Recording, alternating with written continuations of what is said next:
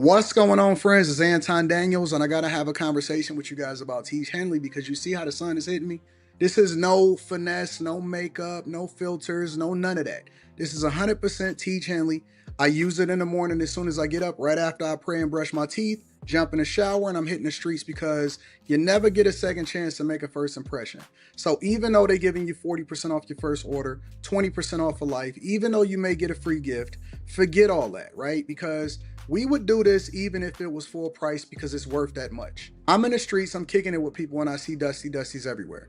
You don't want to be them. You want to separate yourself. And the way that you separate yourself is self-care. Ladies get it for the fellas. Fellas don't wait for the ladies to get it for you. I'm about to hit the streets right now and I'm feeling confident. I'm feeling great. I mean, I already got confidence, but to have that extra boost of confidence, knowing that you've taken care of yourself and you set yourself apart from all of the rest of the sheep that's walking around making bad decisions on a daily basis. And it's reflected in their actions. It's reflected in the products that they use. It's reflected in the people that they follow. And so if you're trying to level up, if you're trying to make sure that you look good, they're going to send you the pack. They're going to give you all of the instructions on how you're supposed to use it.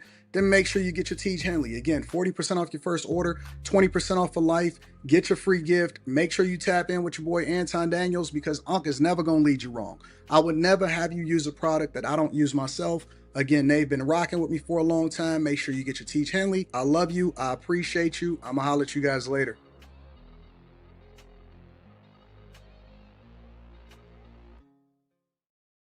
What's going on is Anton from AntonDaniels.com. I appreciate you guys for continuing to rock with us. Thank you for tuning in for another edition of the Millionaire Morning Show. I am your host, Anton Daniels. What up? What up? What up? What up? What up? How y'all feeling today? Is everything good? Is everything awesome? Are y'all feeling okay? Have you recovered from what happened yesterday? It's not like y'all didn't know that it was coming. We all know that it was coming. We said that it was coming. This is something that y'all should not have been surprised about. I need to go and get my Rolex. I need to go get my Rolex because I got some things to complain about before we get started.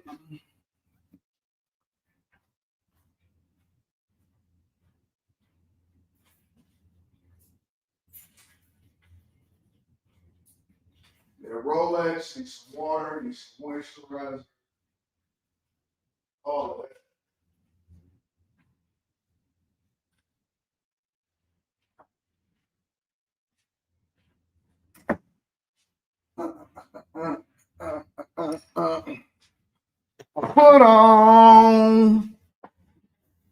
I put on for my city, on for my city. I put on for my city, on for my city.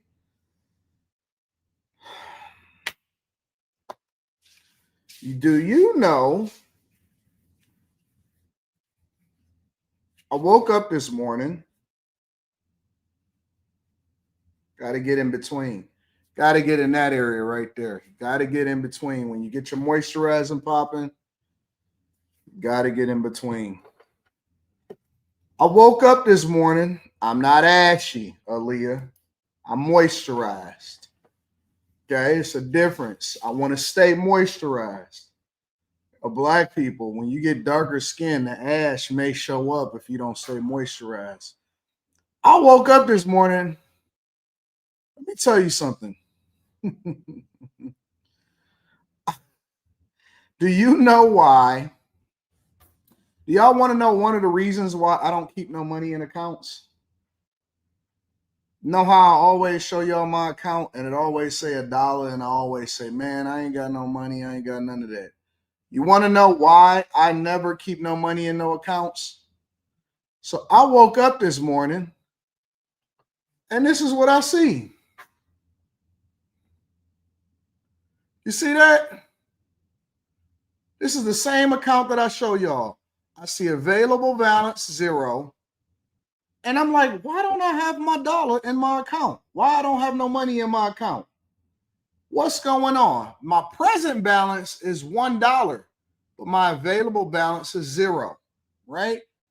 So I wake up this morning, I'm like, what the heck is going on? Because I got an alert, I got an email. I did get an email. And let me tell you what the email said. Scared the bejesus out of me. But then I remembered, you know what? Always staying on top of things, never finding myself in a difficult situation. You got to be on top of it, Anton. You got to be on top of it. Let me tell you what happened. Damn, I don't even know if it's in that account. Let me see. It might be another account. That's a transfer. I don't know where it's at, but I woke up this morning and I get an email alert, and I'm like, beep, and it says, Anton, your account is under $50. And I'm like, what? Why would my account be under $50? Why y'all giving me an alert? My account is always under $50. What is new about this? Let me say that again.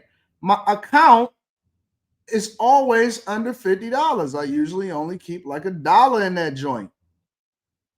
And it scared, like I said, it scared the bejesus out of me, because you know how we are.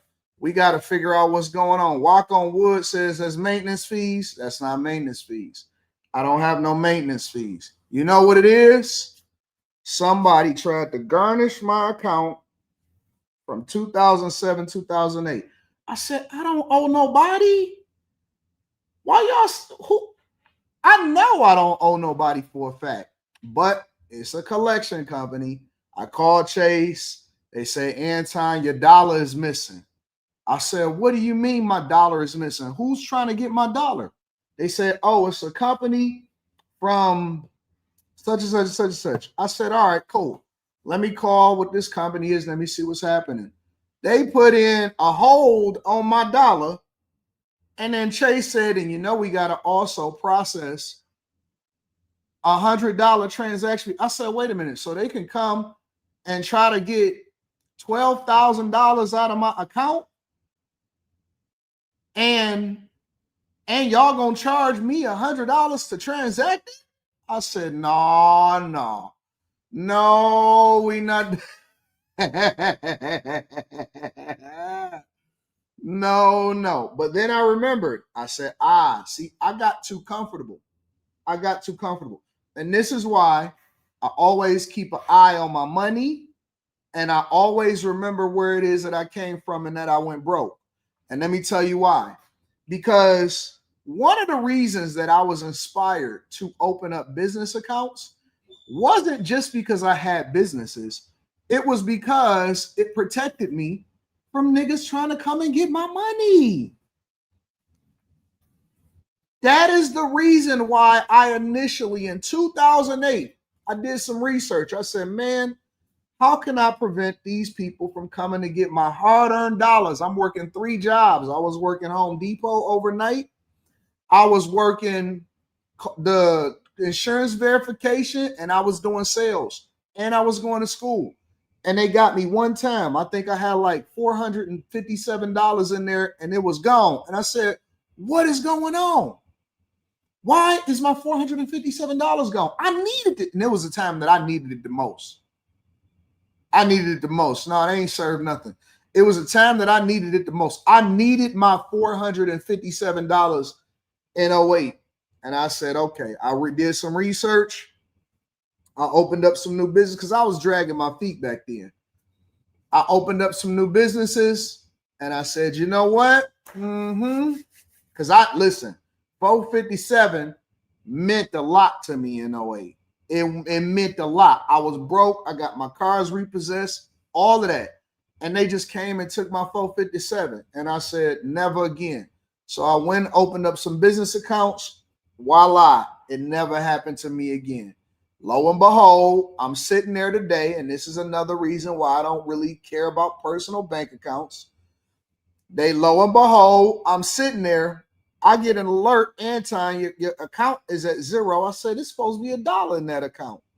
I go, get some money, go and check, call. They took my dollar, they garnished it. I said, you slimy mother effer. You crazy mother effer. So that's right. That's another reason why. See, I come from an environment where you had to adjust. We learned our lesson the first time. And so I always kept my accounts but I only put the money in there that I needed to pay. I only put the money in there when I needed to make some payments. If I had to, and it's so funny because my mom called me yesterday. She texted me, not even called me. She called me yesterday and said, Anton, can I have some money? And I said, what do you want some money from? What you need some money for? I said, what do you need money for? She said, no, I said, what do you need? She said, I need $3K. I said, what do you need $3,000 for? Who you trying to help? I always ask my mama, who you trying to help? Because she'll come and hit me up so she can get somebody else some money. I said, what do you need this $3,000 for? Who you trying to help? Literally yesterday at 8:51 p.m., mom said, let me get $3,000. And I said, who are you trying to help? Who? Hey, Anton, can I have some money? What do you need? Let me get $3,000. I said, ma'am, what do you need $3,000 for at 8:51 p.m. this late? Who you trying to help? Who you trying to help? And then she says, myself. What does that have to do with anything? What time of the day? She said, it's myself. I said, all right. Okay. I said, because I know you crazy, and then it's going to be in your account. And then she sent me the little emojis. Thank you. I love you. You're welcome. Whatever, blah, blah, blah. Right? Cool. So I always got to make sure that my dukes get whatever it is that she wants. So I sent her some money. So I transferred it out of an account into the regular account. And then I sent her $3,000, right? And I started to put some more in there just to have it sitting in there because I want to have more than $1 in my account. You know what I'm saying? And lo and behold, the minute that I send $3,000 to my mom through Zelle, the minute I send it, I wake up this morning and they didn't take the other $1 that I still got in there. I said, you slimy mother effers. This is why I don't keep money in regular accounts. This is why I don't keep money in regular accounts. It's a poor people tactic because we never wanted to get garnished. And so we tried to make sure, what is this on my shirt? We tried to make sure that we keep the money protected and we only put it in there when we need it. We only put it in there when we need it. You know what I'm saying? Somebody says she finessed. Your mother can't finesse you. What do you mean? How does your mother? When the last time you gave your mama some money? Huh? When is the last time your dusty ass gave your mama some money? Can your mama call you and ask you for $50, nigga? Can your mama call you and ask you for $3,000? No, she can't. You know why? Because you ain't got it. Because the recession is here for you niggas, and I'm here to collect.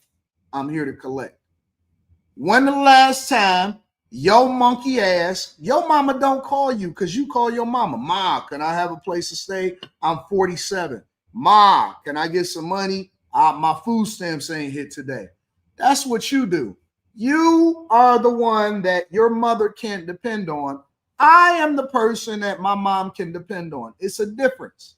And she just asked just because. Hey, listen, time. Let me get $3K. You ain't trying to do nothing for nobody. They ain't finessing you, are they? No, it's for myself. I want to go shopping. I want to go have a good time. Okay, cool. Have a good time. Enjoy yourself. Nigga, your mama ain't never asked you for $1,500. You a liar, and the truth ain't in you. Devil is a lie. Devil is a lie. Your mama ain't never asked you for $1,500, and I'm tired of you niggas lying to me. Rebuke the devil. Anton, why don't stop lying and tell us where you worked in corporate America? Because sales is not corporate America, clown. Well, I worked at Comerica Bank. And then I also worked at, actually, you know what? I might have a 1040 for you guys. I worked at Flagstar Bank too.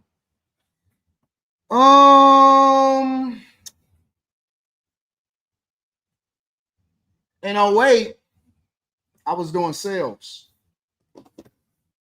here a second. I might have a 1040.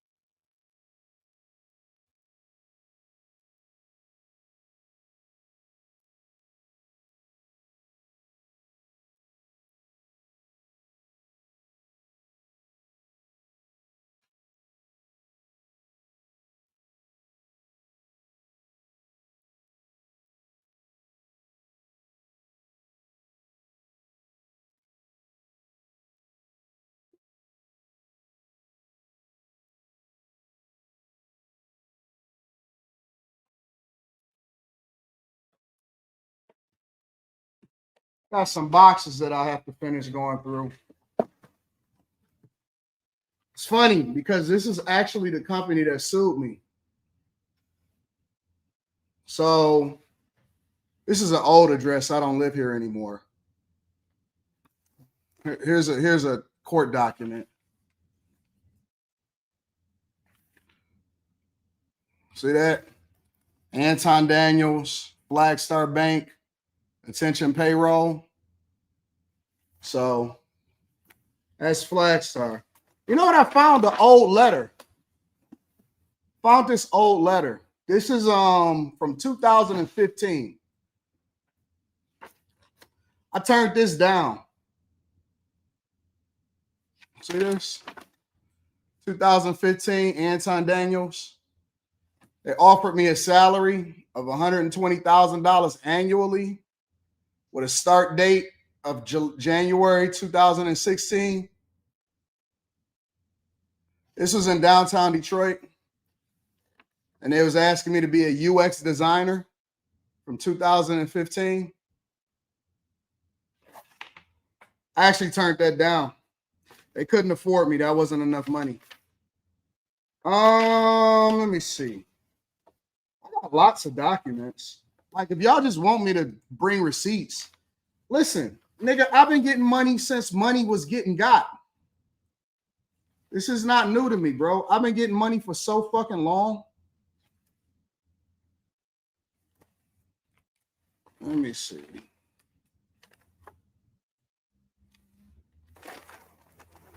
These niggas are so new to the game. Where's your receipts? Nigga, I was making six figures in 2010.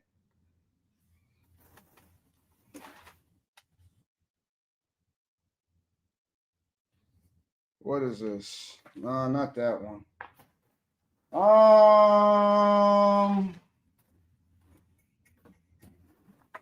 Got a ton of documents.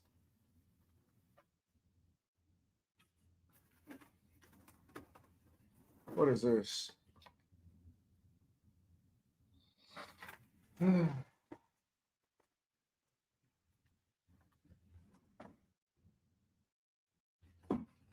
I got so many documents I gotta go through, bro. All of this stuff is old. I gotta clean this junk up.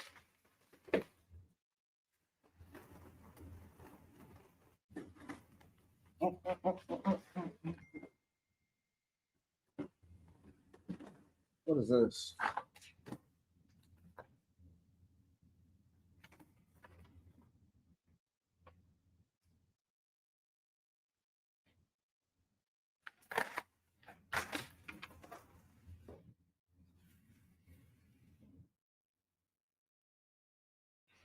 See, when you got your own stuff, you can kind of do what you want to do.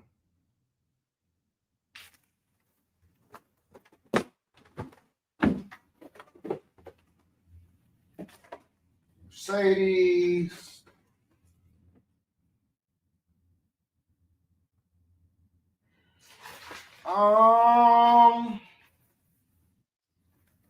What is this?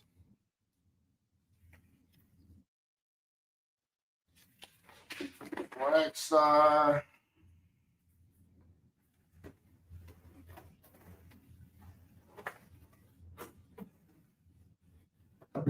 Man, I gotta go through this stuff. There's so many documents in here. What is this? I don't know what all this stuff is. I gotta go through all of this, but I guess the point is,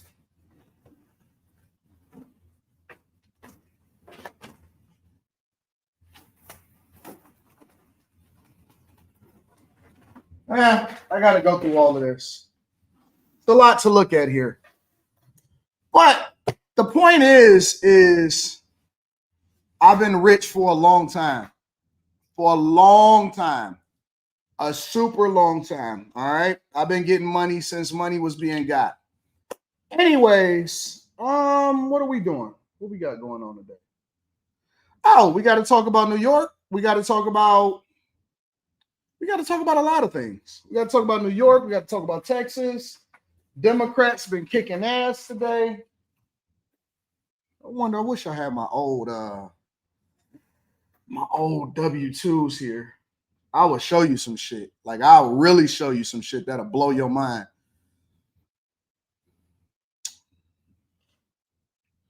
Just hopped on and Anton got a dumbass chat up. What is wrong with y'all? What is wrong? Are y'all okay? I know y'all. Listen. I know y'all upset about y'all financial situation. I know y'all upset about New York. I know y'all upset about several different races, but y'all gotta relax. Y'all gotta relax. Take it easy. We got a good show lined up for you today. Take it easy. Are y'all mad? Like, what's going on? Why do people always question? I've shown more receipts than anybody on the internet. There is nobody on the internet that has showed more receipts to me. What is wrong with y'all? Y'all good? Everybody good? Y'all fighting early? It's only Wednesday. It's only Wednesday. Y'all want to go have a drink?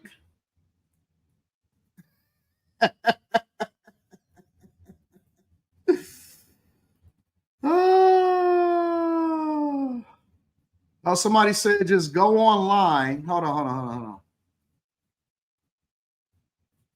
Hold on 1 second. Just go online to the IRS. You can provide it all. It's easy. Y'all want me to show y'all my IRS? All right. Well, I guess we could do that too. IRS.gov. I don't know if I want to show you my information, my social security and all of this. Is it that deep? Tax records and transcripts. Sign into your account. I don't even know what my account is. Sign in with ID me. Let me see. Password. What's my password? What was my password?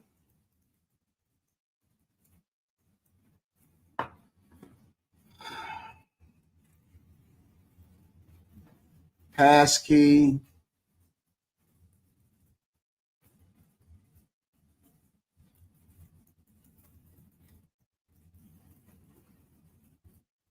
This is crazy.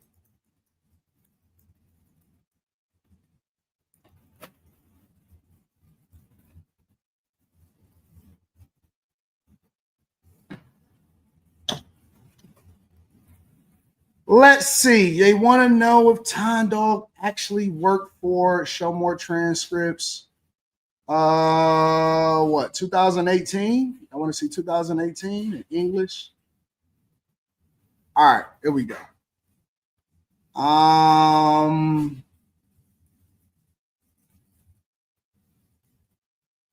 2000. I'm trying to make sure that I don't show y'all nothing crazy.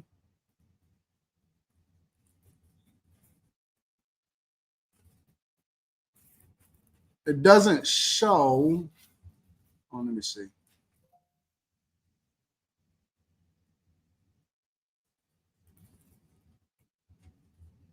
What is ES? Oh, shoot. You can get that junk in Spanish, English.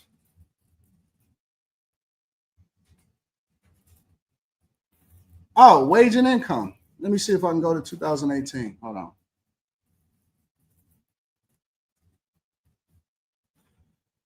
All right, let's see. Employer.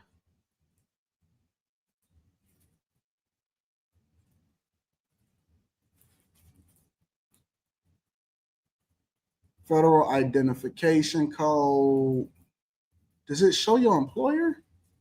It doesn't show your employer on your tax return transcript. Hold on, I might be able to get it though. Give me a second.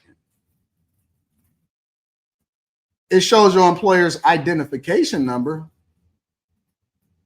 I can't be showing y'all everything though. Hold on, let me see one more thing. W-2, federal taxpayers federal identification.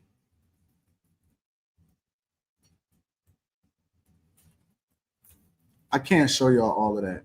Y'all slowing me down, but I wanna see if I can find this. Now I'm curious.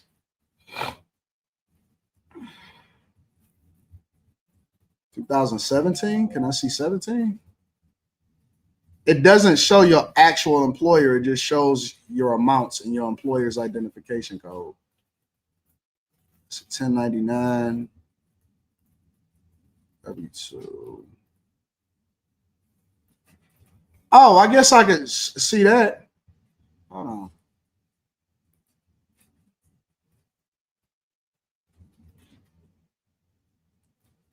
Maybe this will be enough.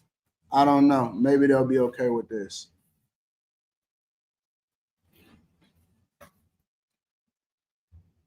Employer. Maybe I'll just show this a little bit and then we'll go from there. It just got an abbreviation. Wage and income, employer.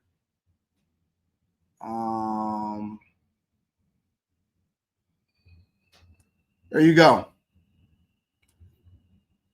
Employer, COME. That stands for Comerica. Okay. That stands for Comerica Bank. That's where we worked at. All right. Okay. That's all you get. That's all I can show you. I can't show you no more because then it goes left from there. So there you go. All right. Y'all ready to get into the show?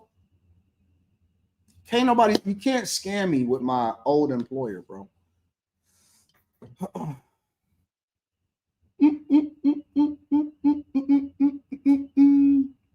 All right, y'all ready to continue on with the show?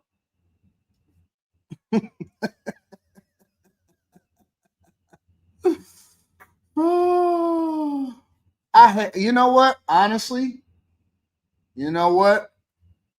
You know what I'm thinking about doing?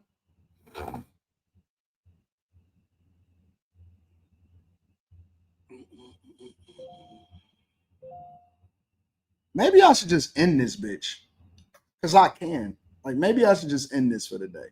Start over tomorrow when y'all got a better attitude so that we can actually be entertained. Maybe I should just end this shit and start over tomorrow when people got a better attitude. Because I don't like the attitude that people have right now. I don't like that. I don't like it. I don't like the attitude. I think that the attitudes are bad. And we need to do a reset.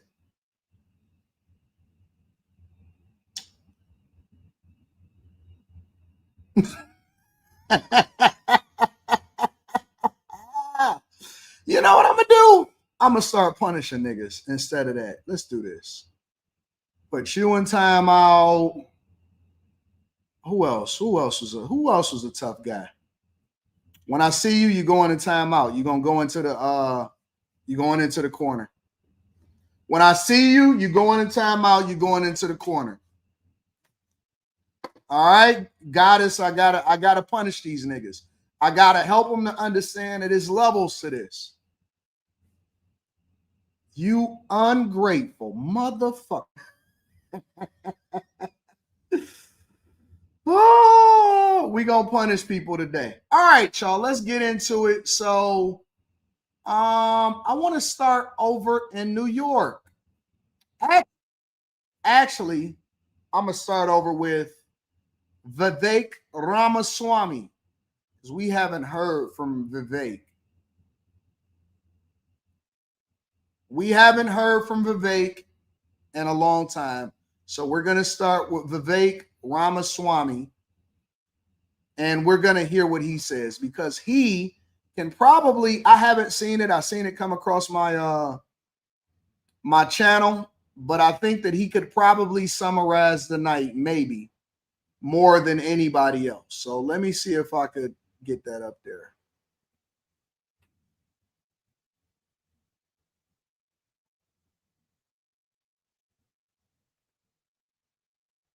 There we go. I need to switch to YouTube Premium. Can't have it on anything but YouTube Premium.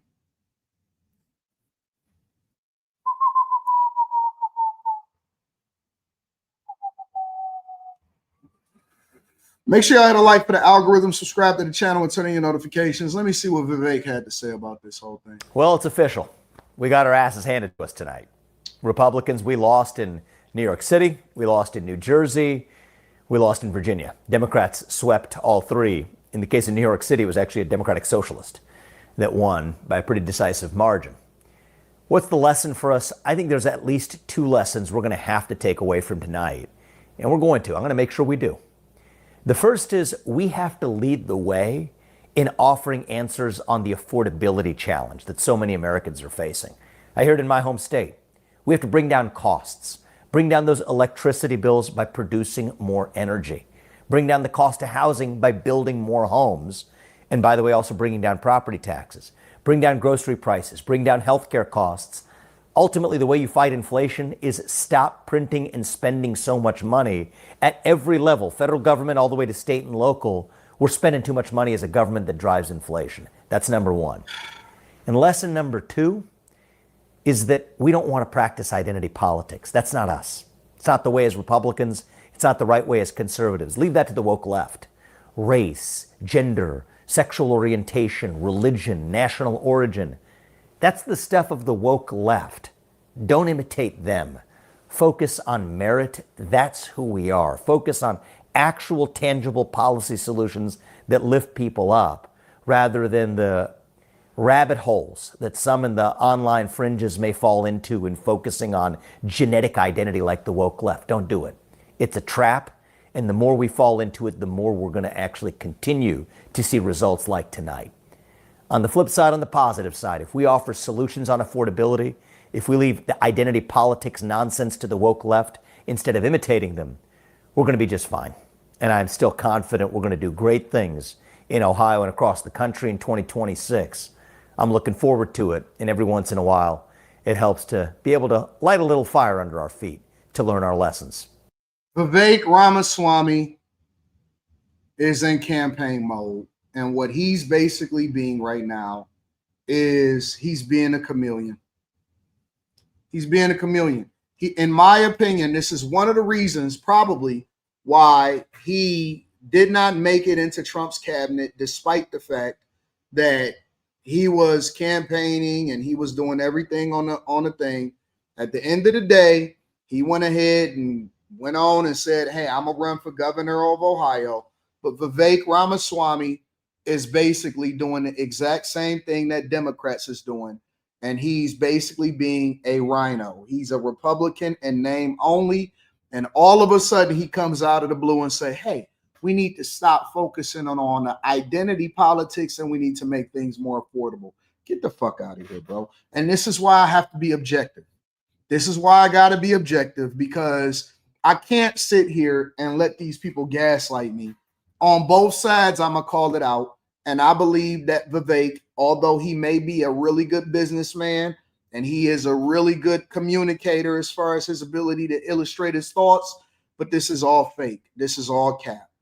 This is all cap. This is weak. This is fake. And it's, oh my God, we got our asses kicked. What is the lesson? We got to make things more affordable and we can't participate in identity politics. Get the fuck out of here, bro. And this is my first time hearing this. This is my first time hearing this. I'm not going for it, bro. I'm just not going for it. Nobody on the right is playing identity politics. As a matter of fact, that's the thing that we stand against the most. That's the whole reason why we got away from diversity, equity, and inclusion, and we said that we needed to do it based off of merit.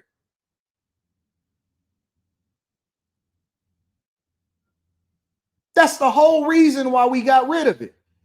So to try to play into it so that you can get some constituents, honestly, it comes off as not genuine, not authentic, and it sounds fake. We don't need to build more houses to accommodate the to make things more affordable.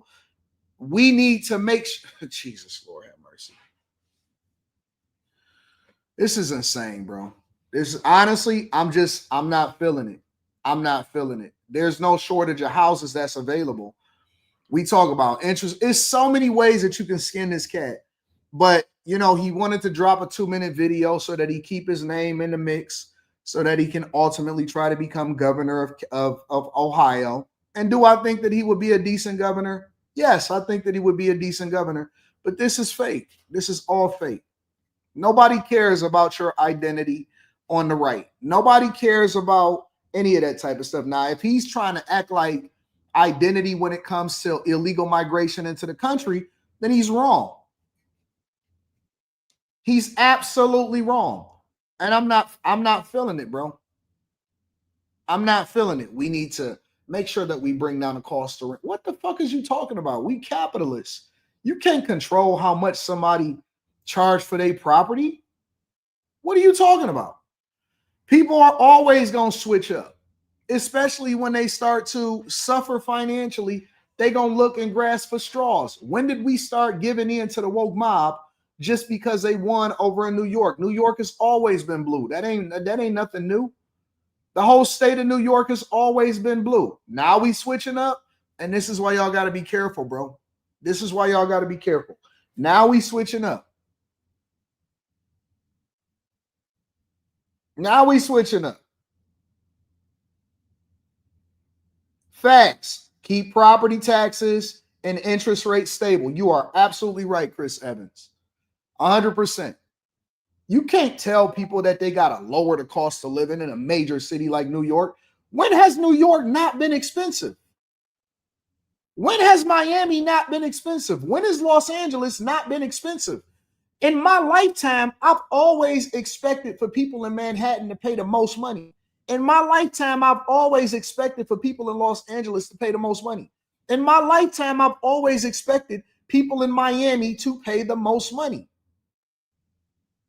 When has it not been expensive? We've been telling y'all that New York has been a trash hole since the beginning of life. So now you want to punish business owners for the sake of the woke mob. Now we punishing business owners for the sake of the woke mob. Ramaswamy has his finger on the pulse and y'all will continue to lose in the midterm. Cool. I don't give a fuck. All right, listen, this is what y'all don't understand. You saying y'all. Ramaswamy is a fucking billionaire. I'm a millionaire. Ain't no y'all losing, nigga. We win either way. Don't you realize that when this happens, the only people that suffer, we care about you niggas. The only people that suffer is the middle class and the poor people. We don't lose. I need you to understand something. See, I'm gonna tell you the real. I'm not gonna sit here and play no games with you and try to act like, oh man, we lose. Nigga, we win either way. I win if a Democrat is in office. I win if a Republican is in office. It doesn't matter. I understand the language of money and I understand where the market is going. So I'm gonna be rich no matter what. We trying to save you from yourself because we actually care about America. When I'm having this conversation, I'm having this conversation as an American that care because I loved what New York used to represent. This ain't got nothing to do with y'all lose. You lose. I don't lose. I win. I win if you win. I win if you lose. I win more if you lose. What are you talking about? We don't lose. This nigga's a billionaire. His kids will never be able to kick it with your kids. They never gonna be in the same room as your kids. He gonna always have security. So when we having this conversation about affordability and all of this shit, we trying to fix America because we love America and we want it to be better for the future generation. I'm set for the rest of my life. He's set for the rest of his life. What you think he running for governor so he can make some more money? What are you doing? What are you thinking? Trump was a billionaire way before he ever ran for office. You think that he actually needed some more money? You think Trump needed some more money? Think about this shit before y'all start having this conversation. What do you mean let his video continue? This is the end of the video. It's a 2 minute and 7 second video. I'm at 2 minutes and 2 minutes and 5 seconds. That's the end of the video. That's all he said. That's all he said. You know what's going to happen? Let me tell you what's going to happen in New York City. Well, I'll get to that. I'll get to that. Some people actually care about this fucked up country. Some people actually want things to be better because they remember a time when it was better than it is now. Some people actually want to grow. What you think I can't charge more money in my rental properties and make way more money? I am one of the people that actually lower the cost of living and build houses and build all of this shit and teach other people how to get money. I don't benefit from that. I'm just blessed because I'm doing the right thing because that's what's on my heart. Some people want this place to win. We don't need no job. I don't need no fucking job. I don't need no political office. Most of the time you lose money by actually running for office if you are a person that understands money and is winning on a higher level. Let's play it again. Let's play it one more time. Maybe I'm off. Well, it's official. We got our asses handed to us tonight. Republicans, we lost in New York City. We lost in New Jersey. We lost in Virginia. Democrats swept all three. In the case of New York City, it was actually a Democratic Socialist that won by a pretty decisive margin. What's the lesson for us? I think there's at least two lessons we're going to have to take away from tonight. And we're going to. I'm going to make sure we do. The first is we have to lead the way in offering answers on the affordability challenge that so many Americans are facing. I hear it in my home state. We have to bring down costs, bring down those electricity bills by producing more energy, bring down the cost of housing by building more homes, and by the way, also bringing down property taxes, bring down grocery prices, bring down healthcare costs. Ultimately, the way you fight inflation is stop printing and spending so much money at every level, federal government all the way to state and local. We're spending too much money as a government that drives inflation. That's number one. What he should just actually tell y'all is truth, because a lot of this is mixed in. Some of it is truth, and then some of it is just pandering, right? Yes, you need to lower property taxes. Yes, we need to stop spending so much money as a government. But what he's not telling you is that the way that you not spend so much money as a government is by making the government smaller and getting rid of the niggas that work for the government that don't need to be there. It's to run it like a company instead of running it like it's been ran right now. So the pandering part is he knows that y'all not going to pay attention to the real reason that you got. Why am I explaining myself? He knows y'all not going to pay attention to the real reason why we spending so much money as a government, because there's too many people on social services, because there's too many people that work for the government that don't need to be there that's doing stuff. We got too many restrictions, and that's the reason why you'll never be able to lower property taxes, because they own the nipple. They're on the government nipple. People refuse to ever get off the nipple because we spend too much in social services, because we taxing people and keep giving it to people that don't need anything, and it makes the government bloated because we're spending too much money to have more government to do more for people that don't care about themselves and is keeping themselves on the nipple.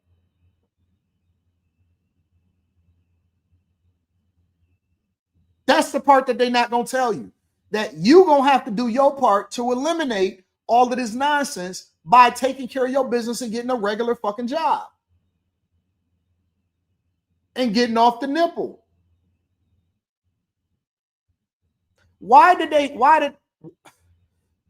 To ignore the reason why Mamdani got elected is crazy. Let me ask y'all a question.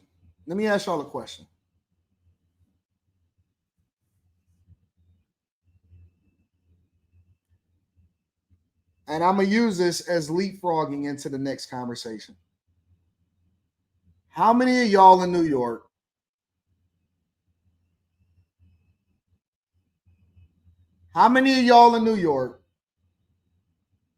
actually believe that you're going to have a lower cost of living?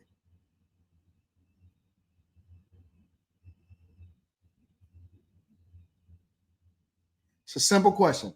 How many people in New York actually believe that they're going to have a lower cost of living?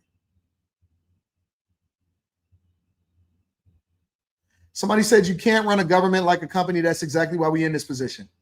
No, because if we ran the government like a company, then we wouldn't be in the deficit. That's not why we're in the position.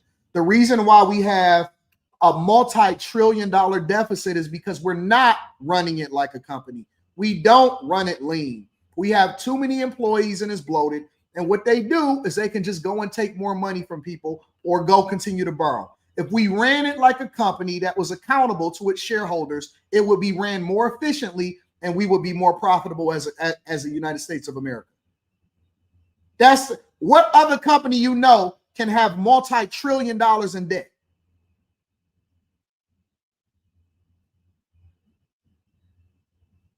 What other? We have to. What are you talking about? Jesus Christ. What am I doing? What am I doing? What am I doing? What am I doing? You have to. You have to run the government lean. You can't subsidize jobs by continuing to tax people. The reason why New York is the way that it is because they're over. Bro, 1% of the population pays more than 50% of the taxes. So what, you just gonna tax more?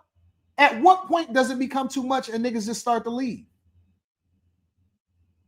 No, successful companies don't operate via debt. That's how I know you niggas don't know what you're talking about.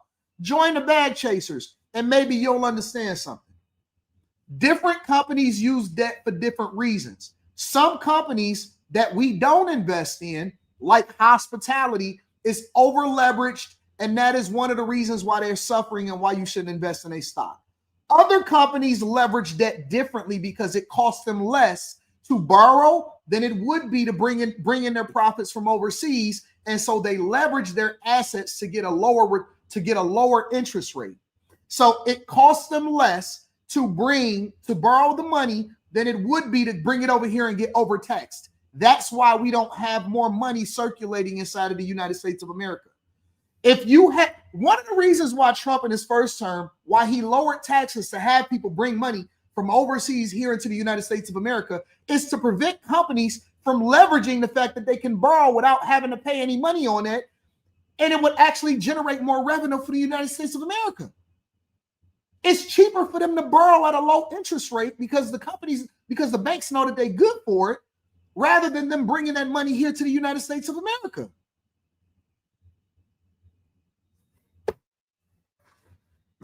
Y'all just, you know what? I know who ain't a chaser and who is.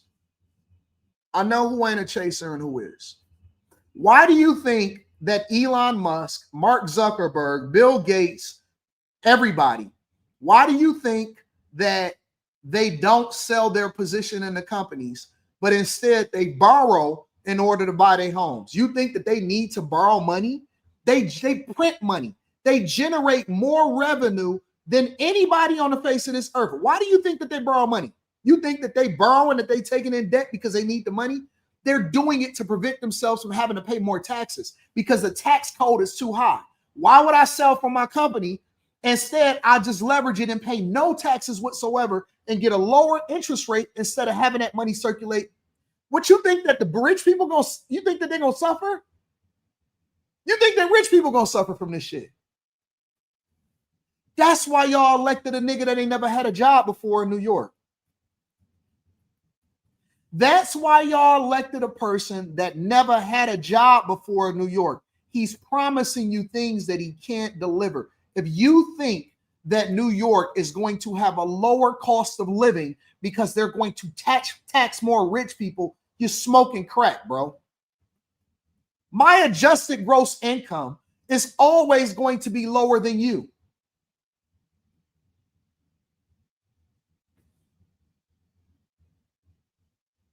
He's never had, New York elected a dude that never had a job before.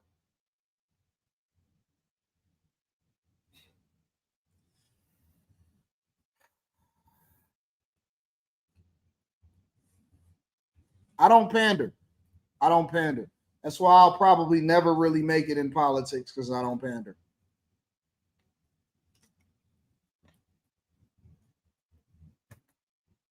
I don't pander. I don't argue with people that don't know what the fuck they talking about. Man, debt is what makes the world go round. No, it's not. Debt is what makes banks get rich. That is the reason why you fucked up asking the government for a fucking handout and that you live in paycheck to paycheck because you give your money to the banks. That's what's wrong. Dead. You elected a socialist. A socialist. Gosh. Even the word of God preaches against that, but y'all celebrate it. And every opportunity that you get, you try to celebrate it. 392Q says Mamdani's speech tells a lot, nothing but immigrants he supports. Didn't hear one American thing. He's really the Kamala Harris rebound. I'm going to look at it in a second. ROI 2020 says, good morning, AD. God bless you, sir. You need to play Getting Arab Money on the stream today for NYC. Rest in peace to a place I once called home. Christopher Evans says, good morning, Anton. Walmart was very quiet today. No lines at the cashiers. No loud people on go-karts. The cashiers begged me to check out with them. I laughed to myself like, damn, it's peaceful. Jason Robinson says, it's been a blessing to find your channel. Did you see the big drug raid over at MA, Massachusetts, involving government officials and a huge drug ring? No, send that to me. I ain't seen it. Manny Plays PC says, I'm depressed, Anton. My city is falling to socialism. Oh, you ain't seen nothing yet. Christopher Evans says, Anton, did you get my email about the $1.5 billion transit bill in Chicago? Also, how do I sign up for a coaching call? I want your thoughts on my path. Just email me. Wesley Turner says NYC is falling in 2025. It ain't falling yet, but it'll get there. Rage King Leo says, just saying hi, D. What up, though? King to All says they're about to have NYC streets for sale like Chicago. Danielle R. Smith says, VA in New Jersey and NY are blue states anyway. Vivek just trying to stay relevant. Facts. Roe Venture says, struggling New Yorkers will continue to pay and pay even higher taxes. NYC will be in a doom loop if the wealthy and the business leave. Rick Euro says, first super chat, but you are absolutely right. VA voters voted against their own best interests. Is there a bag chaser show on making money through administrations, or is that a possible new show?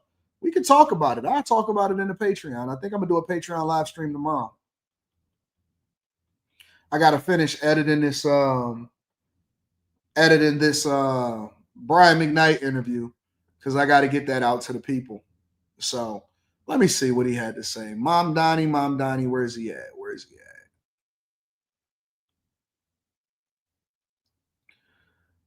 Vivek is out there pandering, bro. Well, let's start here. Share this tab. Let's go full screen. He ran a phenomenal campaign. You can't take that away from him, though. To events here in New York City, where overnight Zohran Mamdani won the city's mayoral race, with the 34-year-old becoming New York's first Muslim mayor. Reaction to his win has been coming in thick and fast from not just here in the U.S., but overseas as well. CBS News foreign correspondent Ramy Inocencio joins us from London with more on that. Good morning, Ramy. So what kind of reaction have you seen to Mamdani's win, especially from those who know him? Yeah, absolutely, Errol. First off, CBS News has first-hand reaction out of Uganda. And I want to remind that Mamdani was born in the East African country. In his teens, he interned at one of the country's top papers. And we spoke to his mentor, Joseph Bayanga, and he told me that he and Uganda are proud and that the Mamdani that he sees today is the Mamdani he knew about 20 years ago. And as you're about to hear, he was so effusive. Take a listen. Now here we are. Yeah. When you did it, you always loved life. I'm not surprised you're in New York, the city that never sleeps, the city of lights, and now you are taking on the big responsibility. Go on and serve the people. We are happy for you. Yeah. Then I realized he was not just interested in current affairs. He was interested in how the current affairs affect the people. If you're talking about big money, the budget and all that, how does this affect the last person? It was time to have fun. He had fun. As a young man would have fun. When it was time to interact with people, he talked to people looking straight in the eye and listening to what you are saying. This is crazy, bro. This is insane. This is absolutely insane, bro. I can't believe what I'm looking at right now. Let me see if I can find his actual speech. Well, let's just go over to Fox News for now and see what's happening over there. Of the hour, Democrats sweep major elections across the country last night, including in New York City's mayoral race and the governor's races in Virginia and New Jersey. Fox Business's Darren Botello is live this morning in Washington with what comes next. Darren.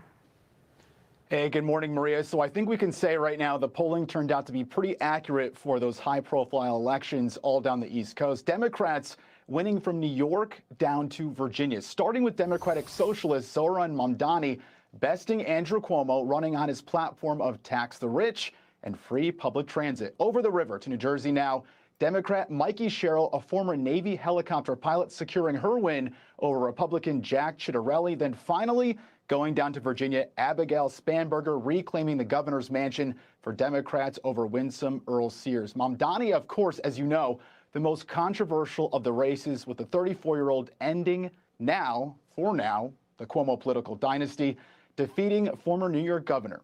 So his 20-minute victory speech last night directly attacking the old political establishment, further pushing his far-left agenda and all but declaring war on President Trump. If anyone can show a nation betrayed by Donald Trump how to defeat him, it is the city that gave rise to him. So Donald Trump, since I know you're watching, I have 4 words for you.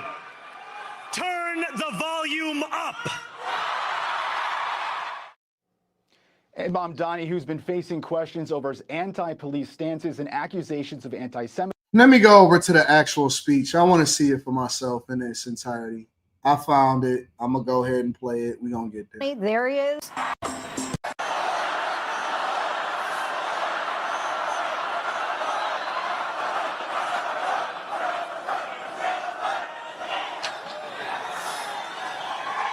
Thank you, my friends. May have set over our city this evening, but as Eugene Debs once said, I can see the dawn of a better day for humanity. For as long as we can remember, the working people of New York have been told by the wealthy and the well-connected that power does not belong in their hands. Fingers bruised from lifting boxes on the warehouse floor, palms calloused from delivery bike handlebars, knuckles scarred with kitchen burns. These are not hands that have been allowed to hold power. And yet over the last 12 months, You have dared to reach for something greater. Tonight, against all odds, we have grasped it. The future is in our hands. My friends, we have toppled a political dynasty.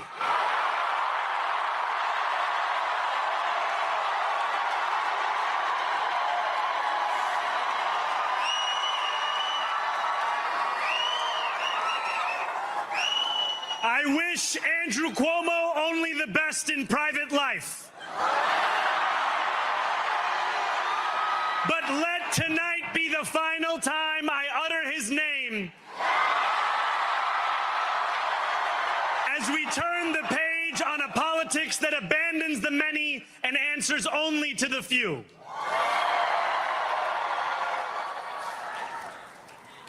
New York, tonight you have delivered a mandate for change. A mandate for a new kind of politics. A mandate for a city we can afford. And a mandate for a government that delivers exactly that. On January 1st, I will be sworn in as the mayor of New York City. This is insane, bro. I can't believe that I'm actually watching this guy become mayor of New York. It's insane, bro. Honestly, because I was just looking at this the other day. I was adding this to my playlist.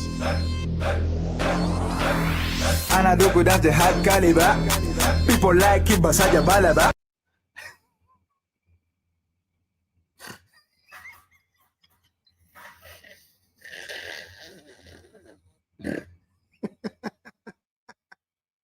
I can't believe that we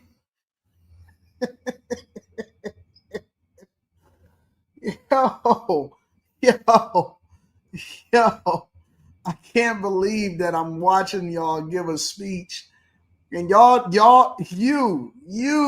you are trying to convince me that this guy and his socialism that has never been successful anywhere in the world, socialism has never been good anywhere in the world, that we're watching this guy right here, give us a speech.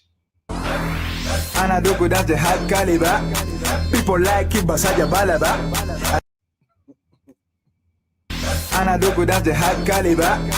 People like it, basaya balaba.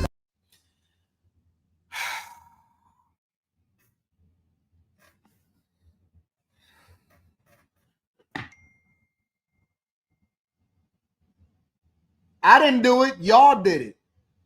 He made the video. Y'all voted for him. What do you want me to say? What do you want me to do? What do you want me to say? Huh?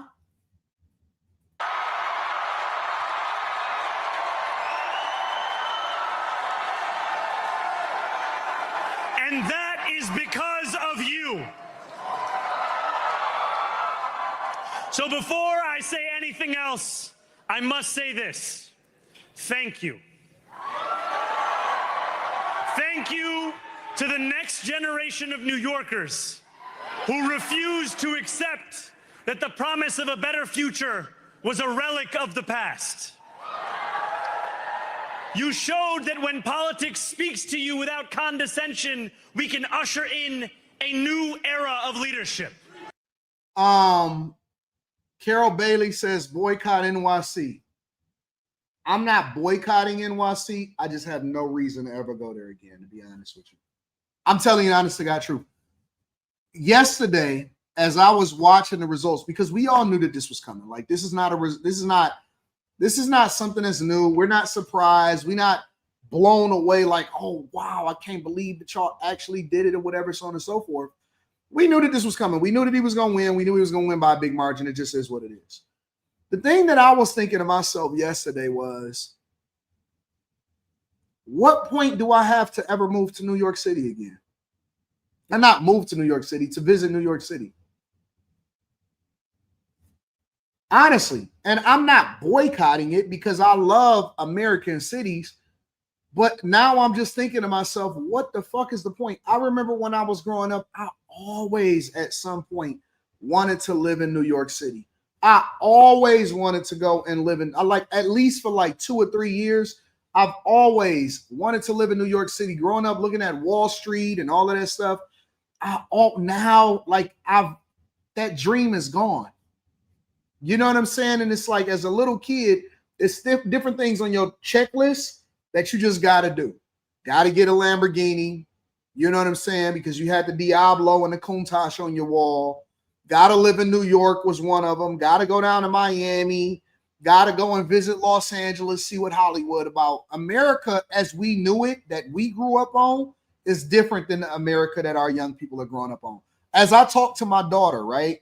Talking to my 17-year-old daughter, it's crazy because I don't know nobody that was being raised that in my era that didn't say, yo, I need to go visit New York. When I talk to my daughter, when I talk to my nephews, when I talk to the younger generation, they don't give a fuck. They like, man, I ain't going over there. They got rats. Why would I go over there? Like, young people don't care about New York. Seriously, young people don't. That's crazy. It's just crazy to even fathom. It's crazy to think about. Like, you always wanted to go to New York. You needed to go visit Manhattan. You needed to go see where the rappers was at. You know what I'm saying? You wanted to go see some brownstones. That's just American. You're not American unless you've seen New York. I don't plan on ever doing for me personally. And I know they don't care. Like, my little tourism dollars don't mean nothing to the people in New York. I don't plan on ever doing a live stream or doing a meetup. I can't do a meetup in New York. We got to find an alternative. I done did 3 meetups in New York or something like that. I can't go to New York now. If anybody recommends what it is that they need to do, don't go to New York. It's no point in ever visiting New York for me again. If I never visit New York again in my life, I will be more than fine. I'll go so far as to say this. I'm gonna continue. Let me play a little bit more of this speech. I want to see the part where he was talking to Trump. Let me see something.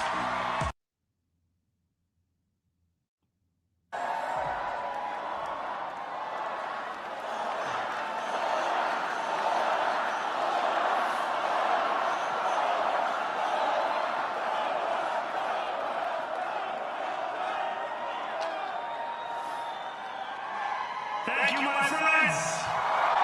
Somebody says it's not that serious, Anton. Come on. I don't think you realize how much I care about this country and how I stand on shit.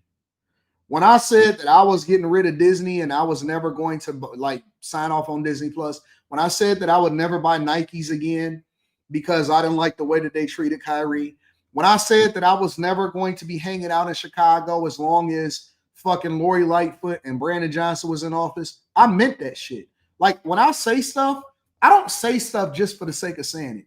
I really do believe what I say, and I really mean that shit. Now, I'm not saying that I can't change my mind, but as of right now, for me personally, I stand on that. I don't switch up, bro. When I say I'm not feeling something or I'm not going or I'm not doing this or whatever, I really do mean that in my core. I mean it in the core of who I am. I'm not the type of person that just let shit fly. It really do. It really do mean something to me. And why should I? Fuck them. It's 48 other states outside of Chicago and New York. I can go anywhere in the world. Why would I go visit them? It's places down south that I love. I love going to Mississippi. I visited Mississippi at least 15 times in my lifetime. 15 times I'd have been to Mississippi. I love Mississippi. I can't wait to go back to cruising the coast. Why would I give them any of my dollars? Why would I do anything in New York? I have no reason to go to New York. Zero. And I think that if more people actually stood on something, then we could actually get something accomplished. But you're going to find out one way or another. The sun may have set over our city this evening, But as Eugene Debs once said, I can see the dawn of a better day for humanity. For as long as we can remember, the working people of New We already heard this part. Anyways, it just is what it is. Like, it's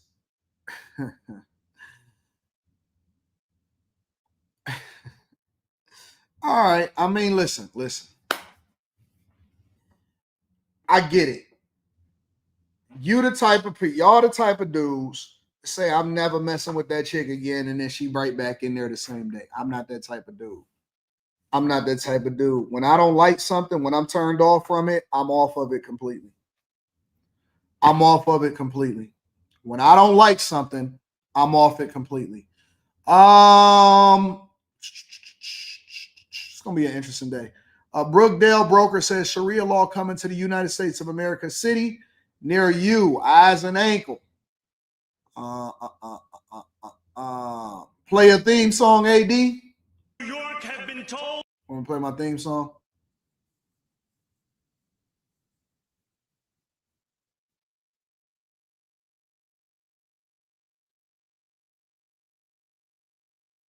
Let me rewind it. Celebrating this kind of time, so I leave my work like Shakira. I so white, call me a mulera. Jagara kura be kot nera. Just wanna put you in my cabera. So I check my pockets for some senting. Wagaranyo, kukuri rente. Chop it up. Chop it up. Chop it up. Chop it up. Kinda, NOE mere. Kinda, be a bad belly. Kinda, tell me if you feel it. Kinda, do it when you're ready. Kinda, cabina canene. Kinda, hands up in the air. That's my theme song. It is what it is. It's my theme song. Wolfie says really shows that people do not do their research. AD, you preach about investigating things before putting any stock in it. I'm a New Yorker as well. Jason Jocelyn says, Anton, very soon I will be coming out with what Gavin Newsom did in July 1985, and I choose your channel to announce my channel. I choose your channel to announce on your channel. Okay, I don't know what that means, but I feel you. Brandon Jordan Comedy says, I want your thoughts on the new Detroit mayor.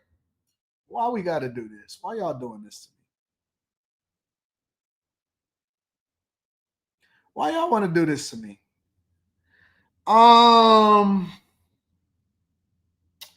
My thoughts on the new Detroit mayor, I don't have any thoughts right now. I think that we've had a phenomenal run with Mayor Mike Duggan. I think Mike Duggan has done an incredible job turning this city around. And I am going to wait and see. I'm going to wait and see. I wonder what Kwame's former mayor of Detroit thoughts are of her. I wonder what his thoughts are. I don't have any thoughts right now. I'm just taking a wait and see approach.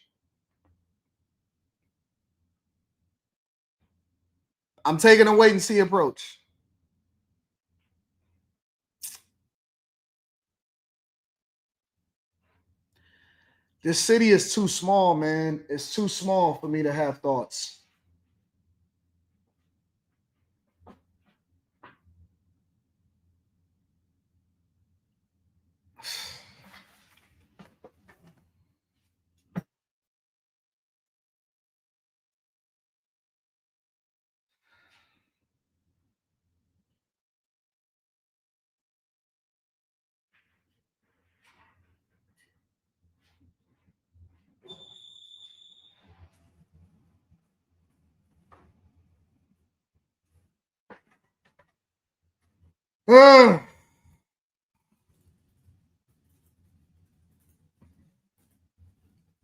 It's a small city, man. It's a small city.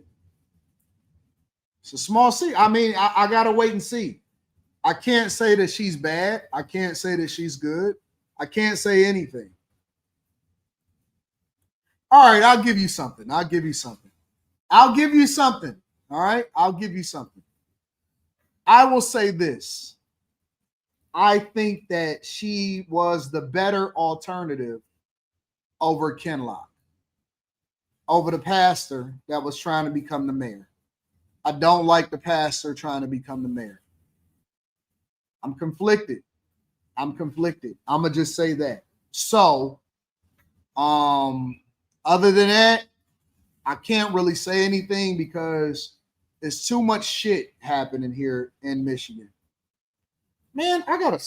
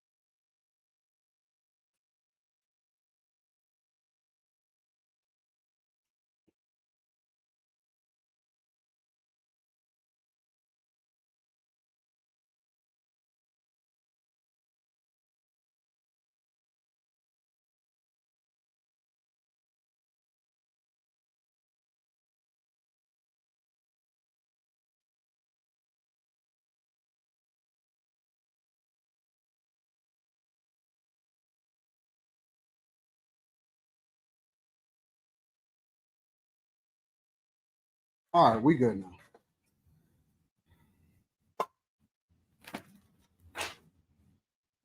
I hate stand. I don't like that shit. I get a new one. The city is too small, bro. It's just too small. So I'm gonna just take a wait and see approach. Somebody said, how many black tees that you got? Hundreds. Literally, I order them by the bag. Order them by the bag. Get them brand new. Get you a new tee, and you're good. You know what I'm saying? But it's too small, bro. So I try to stay out of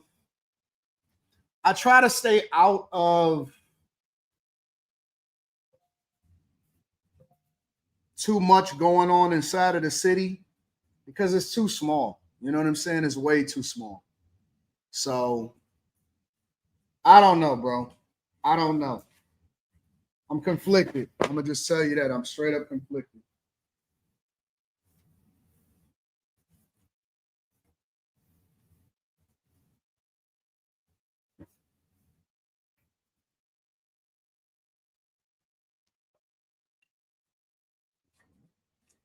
Conflicted. I am conflicted. So I don't know what to think right now.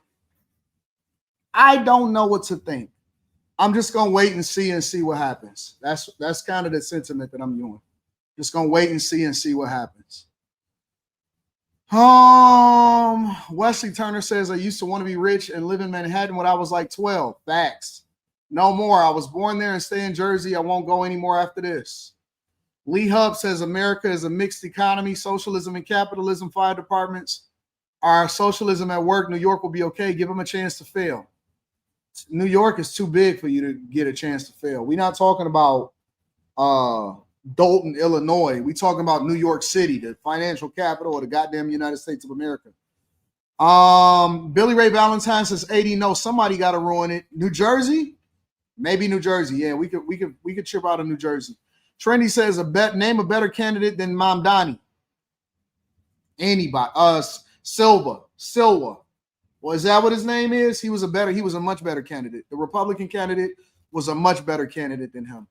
Will DeWin says, wait until he tries to tax the wealthy and they start relocating. I think that they are already starting to relocate. Then they'll raise taxes on the middle class and the poor. John McLean says, just got here. Is that Mamdani? Yes, it is. Tanea Davis says, facts, AD, as a New Yorker born and raised, I'm sad, moved to Florida due to the military. Now I'm saying Jesus Christ is king. That's a fact. Chance Talk Business says, Zohran is going to be chopping it up in New York City paychecks with taxes. Christian Hutchinson says, how long do we have to wait so I can buy a nice duplex in Brooklyn? When people get elected, that will increase taxes. Oh, it's going to take a while. New York is going to take a while. They got a huge tax base. People flee, so the prices drop.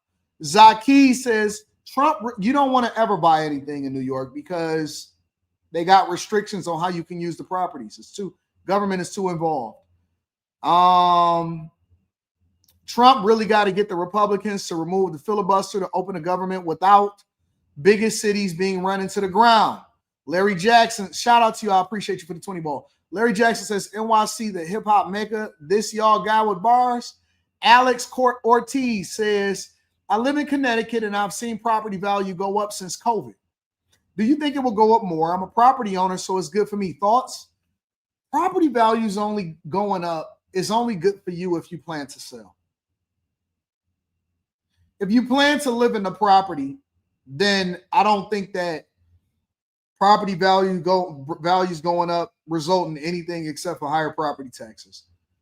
Property values going up means nothing unless you actually are in the business of real estate and you're leveraging that for a reason. The property values going up, unless you're looking at it from a business perspective, unless you're in real estate, I don't think that that's necessarily anything other than a tax on the people. My take on the new Detroit mayor, I'm moving to cash. We will know in 18 months how this is going to go. I'll be ready to buy. I'll just say that. I want to say a lot, but I'm not going to say anything. Chad from Moore says, when is the Patreon Bag Chasers merch going live? I've been waiting for close to 3 months. Unfortunately, Prop 50 passed in California. I've seen that too. Gerrymandering in California. Most people that voted for it didn't even know what they was voting for. Mr. Lot says, I'm from where the ninjas pull your card and argue all day about who's the best MC, Biggie, Jay-Z, and Nas. With the boom calls and calls and calls and y'alls and that all. I'm from where they rob and breed rap stars. I'm from Marcy, son. Just thought I'd remind y'all. Booker along where I'm from, Marcy, son. Ain't nothing nice. Cooper along where I'm from, Marcy, son. Ain't nothing nice. Y'all know nothing about that. See, I'm from a different era. You biting your tongue since when? Blink twice if you're being held hostage. Deidre. I got too much motion in this city. All right, so listen. I know y'all don't understand this, but some people just may not know. You genuinely may not know. And I know I joke a lot and I troll a lot about what's going on and what's happening and all of this stuff, but you don't really understand the type of motion I got here. Nobody, and I mean nobody in this city, not even remotely close to me when it comes to numbers and what we doing and watch time and hours. When I say something, it matters. When I talk, it matters. It's just the facts. Like I troll, I act like, oh my God, I'm not getting, I do all of that shit because, it makes for good content. When I talk, it fucking matters. Last 28 days, on average, I got 103,000 new subscribers, 87.5 million views.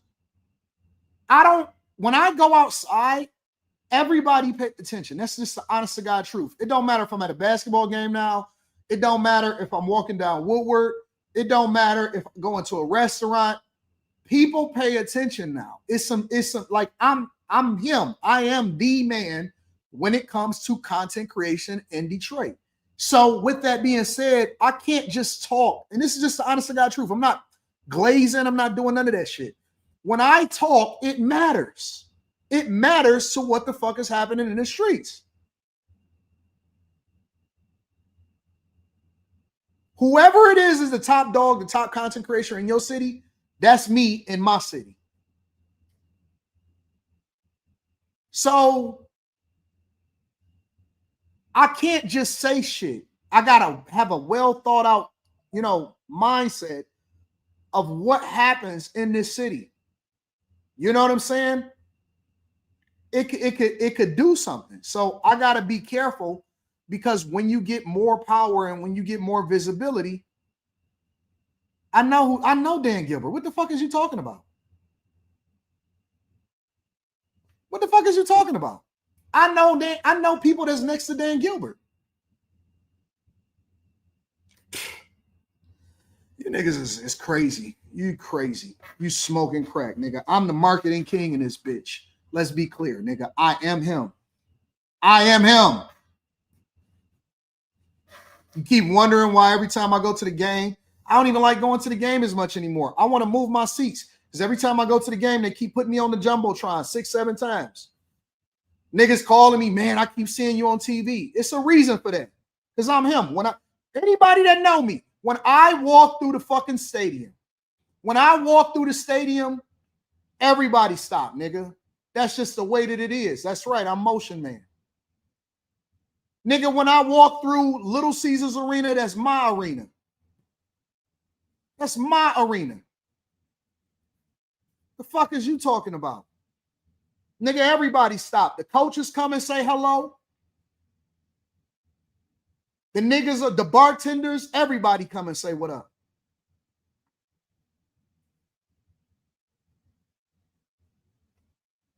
Nigga, that ain't this nigga. I ain't talking. I'm being for real. I don't even like going as much anymore, because they always trying to figure out who you with. Who is they? Who is she? What are you talking about? Fuck you talking about, boy? I'm him. I'm him. Remember that. Be careful. How you niggas looking stupid out here in these streets. They don't play about Time Dog out here. They don't play about Anton from Anton Daniels out here in these streets. They don't fuck around when it come to me. Get your life hurt your whole fucking career, boy. I'll shut your shit down. Josh McLean says Jersey transport from Eat Flatbush, Brooklyn, definitely disappointed in the results. Sofa King says the people want the Dems apparently. If you matter, why your people lose? Much love. Who is my people? The fuck is you talking about? Why my people lose what? PJ says, as a New Yorker born and raised that now lives in Texas, my city is cooked. Only reason for me to go back is to visit family. Let me see what else is happening. I got to acknowledge the people that's cash apping too. I want to make sure that I acknowledge y'all. I don't get yourselves in trouble.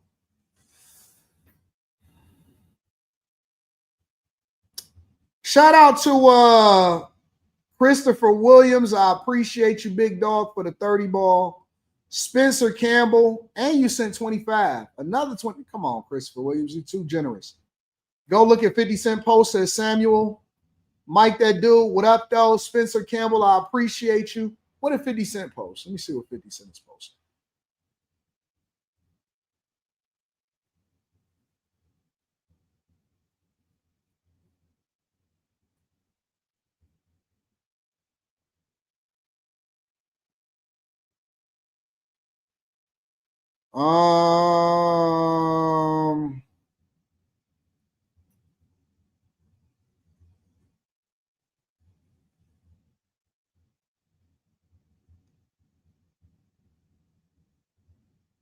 Let me see what's happening. 50. I start going into my DMs and I start getting a little bit confused. 50.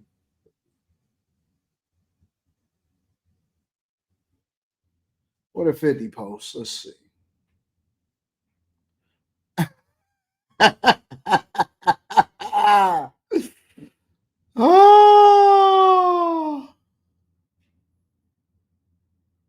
Oh man.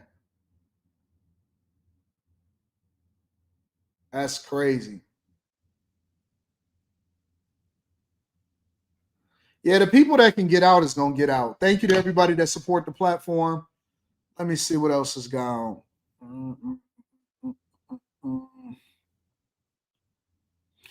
KB the Hybrid says, what up, AD? Just bought my first business car. Thanks for the insight on Patreon on how to leverage taxes. You're welcome. You're welcome. What we going to next? I want to stay in New York for a second. Thank you to everybody that support the platform. I want to stay in New York for a second. Rudy Giuliani had something to say about this. Let me see what Rudy had to say about this whole situation. Mayor Rudy Giuliani joining us now. Rudy, thank you. America's mayor. Mayor, I mean, we're kind of just in shock right now that we have our first communist mayor of the capitalist capital of the world. Your thoughts? Well, you can't imagine how disappointed I am with all the work that I did to fix New York City, pass it on to Mike Bloomberg, with your father, Greg, Ray Kelly, who kept it going for 20 years. Greatest city in the world for 20 years. Now run by a communist. It's already in terrible shape because of Adams. Somebody says, where is Corey Kenshin? He is not in Detroit. I don't know what y'all keep, like, I think he's dope. I think he's a great content creator. Everybody not from Detroit. It's a lot of people that's in Michigan, that's around in one of the suburbs, that's born and raised in one of the suburbs. He not from Detroit, fam. I need y'all to understand that. All right, he not in Detroit. He's a huge YouTuber. He got massive following. He do crazy views. Not in Detroit. All right.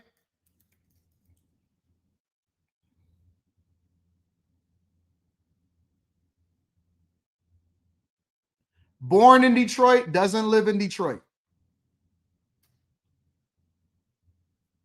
Awesome. And I think that it's a lot of people that's from here and born here. Does not mean that they are in Detroit.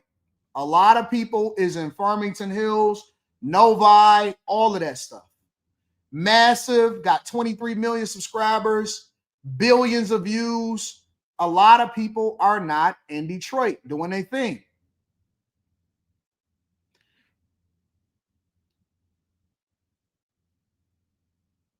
It's just the facts.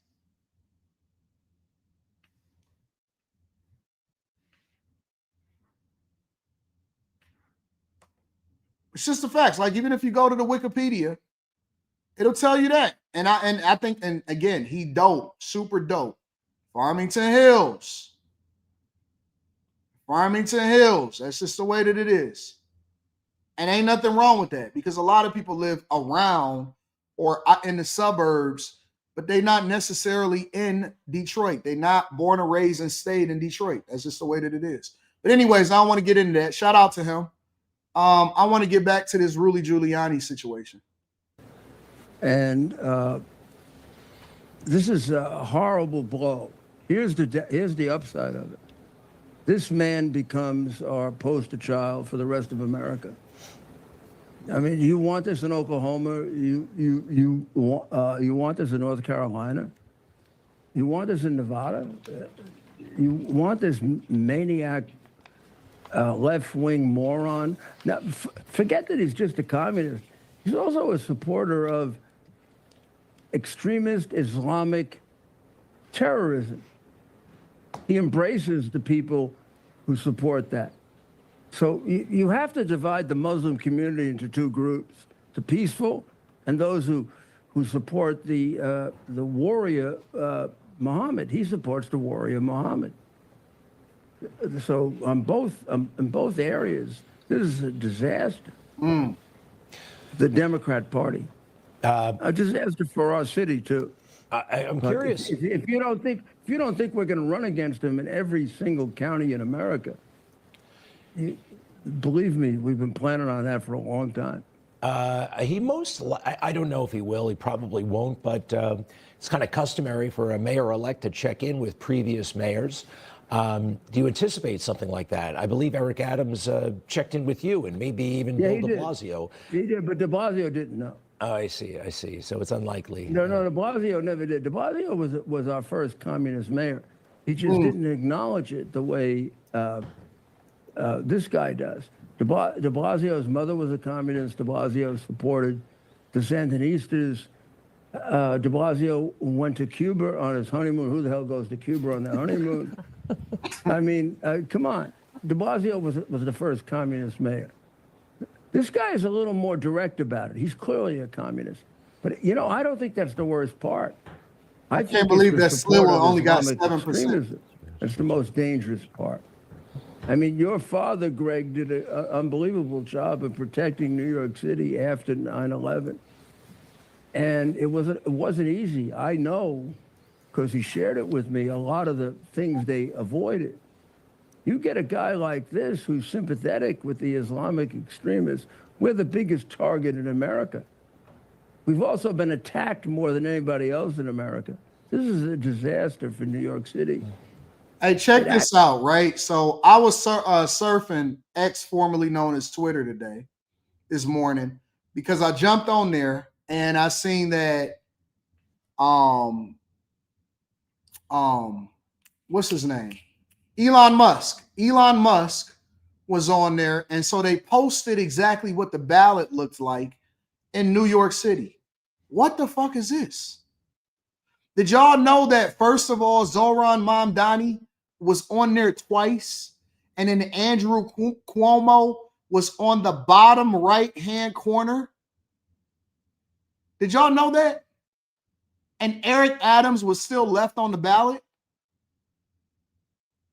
This is a real ballot in New York City. I almost think that it was rigged. I almost think that it was finessed. The ballot, listen, I have so much to say about this. The ballot in New York City is fucked up. They got Zohran Mamdani. Then you got Eric Adams, who dropped out of the race, still on the ballot. And you got Cuomo in the lower right-hand corner. Come on, bro. Come on. What we talking about, bro? And yes, I heard that too. They did not need IDs to vote. They did not need IDs to vote in New York City. Bro, this is what I'm saying. America is in shambles. We are divided. And the fact that you didn't need ID to be able to vote for the mayor of the largest city in the United States of America when it comes to population is insane. It is insane. How do we get away with this? How does this make sense? How does this make sense?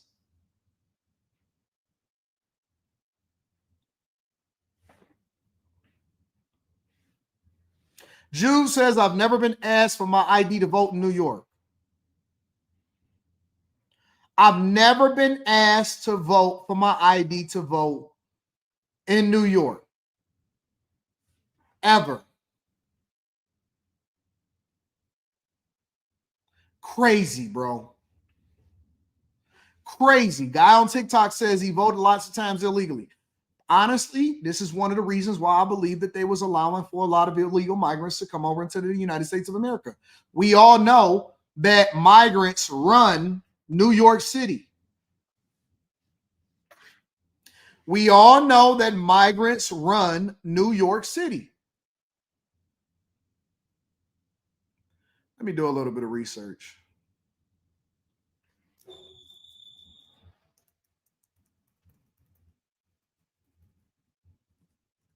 Migrants.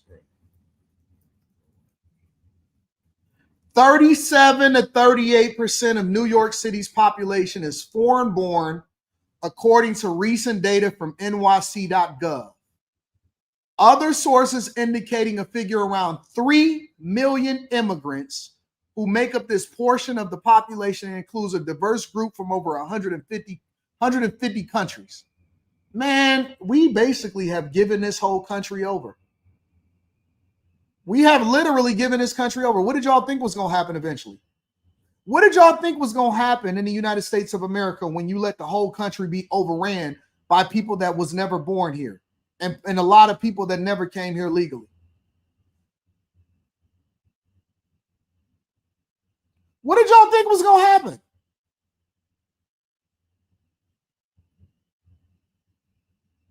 How did y'all think that this was going to play out? Crazy, bro. It's insane that we even having this conversation right now. Actually happens to be an absolutely big gift to the Republican Party. You think people in North Carolina are going to accept this guy? Yeah, no, it's. I've heard that before. For those of us who live here, it's not a gift, but I know. We're going to make our way breaks through my it. heart. And I know it's way more than that, chat. You know how I know it's way more? Because it's a lot of people that's undocumented. And we're not even talking about the migrant crisis that just happened, where a lot of people went to New York and Chicago. After all the work that I did, and I'm sure it breaks your father's heart too. Crazy, bro. Insane that we're having this conversation right now, that the whole country is just absolutely destroyed, in my opinion. The whole country is destroyed. Brian the filmmaker says, my brother's so liberal, he fighting with me why he's going to be a good mayor. I told him he'll be bad. I asked him, and he said he wants to help the poor, says every other socialist and Democrat that has ever came, including Nancy Pelosi. Latoya Blue says, hey, AD, just stop by to show some love. You so pretty. What up, Latoya? Mama says, we are cooked. This country is now Jews versus Muslim. Come on, America. It's crazy, man. This country is. For the first time in my life. Hello?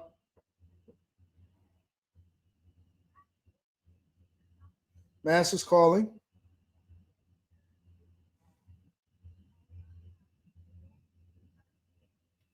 Wendy calling on behalf of the Hilton? Yes, sir. What would the Hilton want with me? Okay, so with Jenna is the call today, and we are recorded for quality. We're actually recognizing you, Anton, as a Hilton Honors member, okay? Because of that, I have an amazing offer for you guys to come down to Orlando with us. When was the last time you were actually in Orlando, Anton? Just for fun. I'm not really sure Orlando is a place that I would call fun. Not top on your list? Okay, Nah. Let me ask you this. What Hilton is doing today is we're actually showcasing like specific resorts. I do have a couple other destinations available. All right, we're going to go ahead and wrap that up.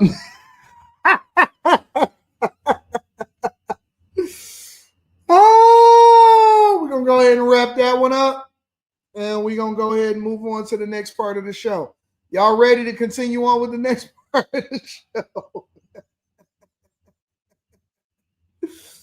Oh, Orlando got too many YNs anyway. Orlando got too many YNs. I can't be out there. Don't they know it's almost a recession out here? Who got money to just be hanging out and flying out there to Orlando? I just got my account messed up. You know how much money is in my account? I keep telling people it's rough out here. We might need to change the name of the show from the Millionaire Morning Show to something else. It's rough out here. See that? They took my dollar right there. They took my dollar, and I'm not happy about it. See that? They got my whole dollar on hold. How you going to take a dollar from a nigga? Put one or more transactions on hold. Took my dollar. I don't like that. I don't know how I'm going to go to Orlando with $1 to my name.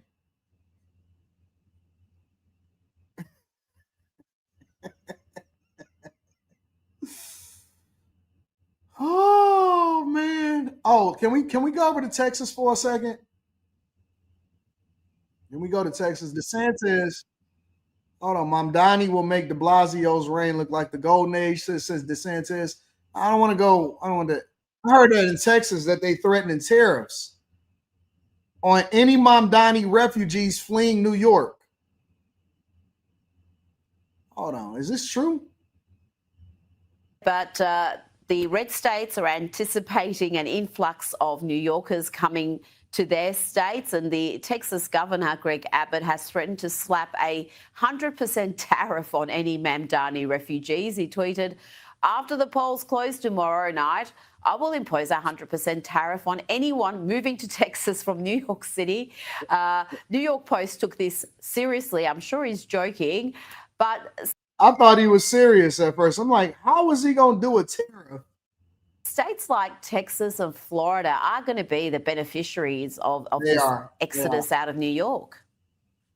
Oh, for sure. I mean, there's just no doubt about that. We've discussed before, Rita, that, you know, in the US, the federal system is one of the great geniuses of it is that it makes it very easy to move around the US, different states looking for work, looking for cheaper housing, looking for better standard or quality of living, looking for places with less crime and so on. It's very easy to do in the US in a way that it isn't in most other countries. That's the thing about this whole situation is that a lot of people are going to be looking to move. A lot of people are going to be looking to move from, but it's a dark side to that, right? It really is. It's a dark side to that whole situation. So a lot of people looking to move from New York. Potential victory for Zohran, as we affectionately call him, commie Marxist Mamdani in New York City tonight. Well, some New York residents, they are threatening to flee Florida. A whopping 9% are saying they are about to leave if, in fact, Mamdani holds on and wins this race by a significant margin. Joining me now from the free state of Florida, Governor Ron DeSantis, my governor. Okay, I'm literally in tears. I'm having a hard time keeping a straight face, only for this reason. I have really funny friends, and my funny friends are sending me, one is a meme of the Statue of Liberty, you know, sitting down, smoking a cigarette. F it, I'm going to move to Florida. The other one has a picture of Mamdani, and it says, Realtor of the Year in the state of Florida. It's cracking me up. Well, first, Sean, I'm glad you cleared up that you're not going to Ireland.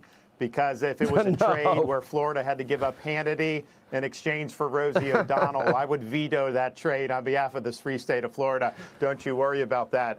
Listen, I'm grateful I have a good governor. There you go. This is a guy, Mamdani, he wants to take down the Columbus statue. I've already said if they take that from Manhattan, we'll take it in Florida. Hey, if they want to put the Statue of Liberty in Lake Okeechobee, we'll get that done as well. But I think he's going to win, and I think it's an incredible act of ballistic podiatry, shooting yourself in the foot by New York City voters. I mean, this is a guy who does embrace Marxist economics. He claims he's going to lower everyone's costs by having the government run grocery stores, and the only people that would think that would work are people who have never studied a lick of history. He's also somebody that after 9/11, he said how bad it was that his aunt was on a subway and got dirty looks. He never expressed the sympathy in that regard that for all the people that got murdered. He's also embraced George Soros-style soft on crime policies. He hates the NYPD if you look at his history.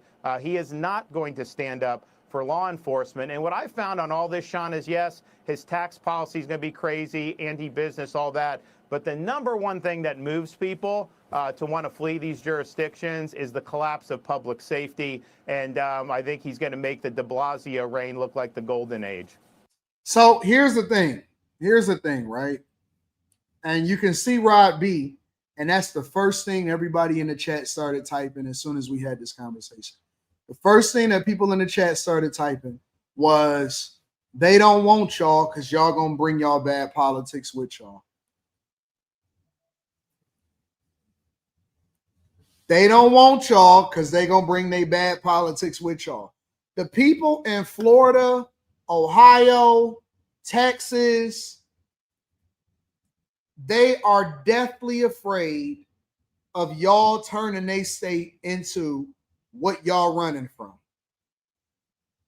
They said that y'all got enough of it happening in Houston.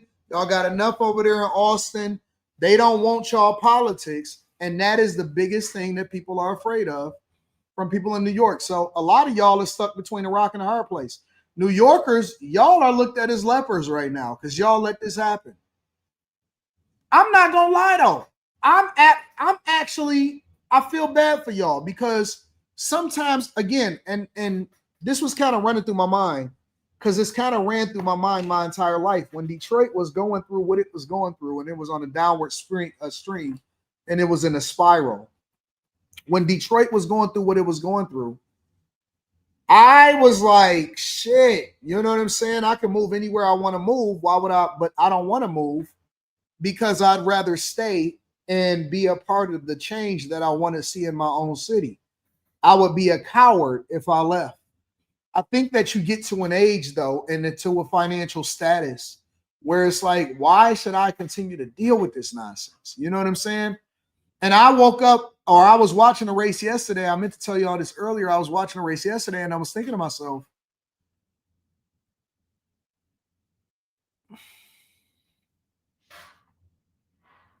because listen, it's not just happening in New York. New York is the one that it's happening to, and it's going to be the worst for. If I was in Chicago when Brandon Johnson got elected, I would be thinking the same thing. I told y'all over there in Chicago, I said, listen, man, if y'all, man, when that race was going on, I was begging people. I said, y'all, do you know how bad it's going to be and what's going to happen in Chicago? And people was like, oh, no, we're going to do what we want to do anyway. And y'all didn't pay attention. Y'all had a low voter turnout rate. And now look at y'all, dumb motherfuckers. Now look at y'all. And it's like, oh, we want to leave. No, you should have stayed and fought for what you got to fight for. But then you get to an age and an economic status where you just think to yourself, like, is it worth it for me to just stick around in this nonsense? Is it worth it? You know? Is it worth how long? Because see, I was a younger man when Detroit was going through its stuff. And so you had time to really enjoy. Now I'm enjoying how it's evolving and how it's changing. At this point, because we switching mayors, we like, oh man, you know, everybody is in a wait and see moment to try to figure out what the fuck is going on. But we're going to have a better governor, hopefully, because we can get Gretchen Whitmer out of there. And we're actually going to get the person, hopefully, who was the architect of the change in Detroit to wind up being the governor of Michigan, so we can fix the whole state. You know, Mike Duggan. Well, I'm not gonna talk about that right now.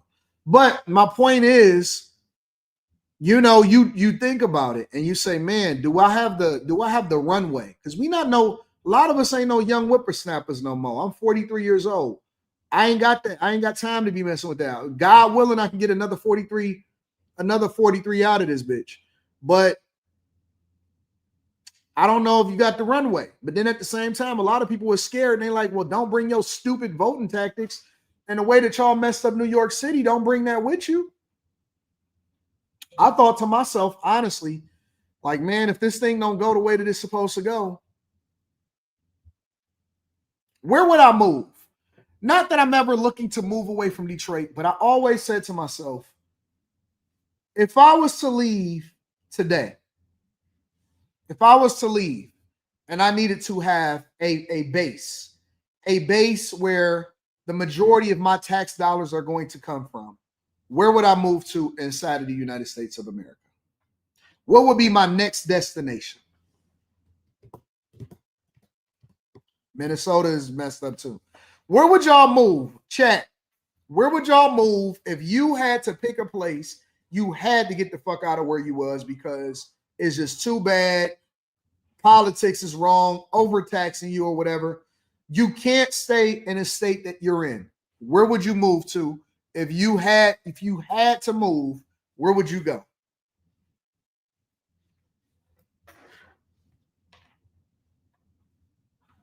Some people said Mississippi, San Diego, Nashville, Puerto Rico, Georgia, Montana. You ask yourself that every day, says Jay Reed. Tennessee, Texas, San Diego.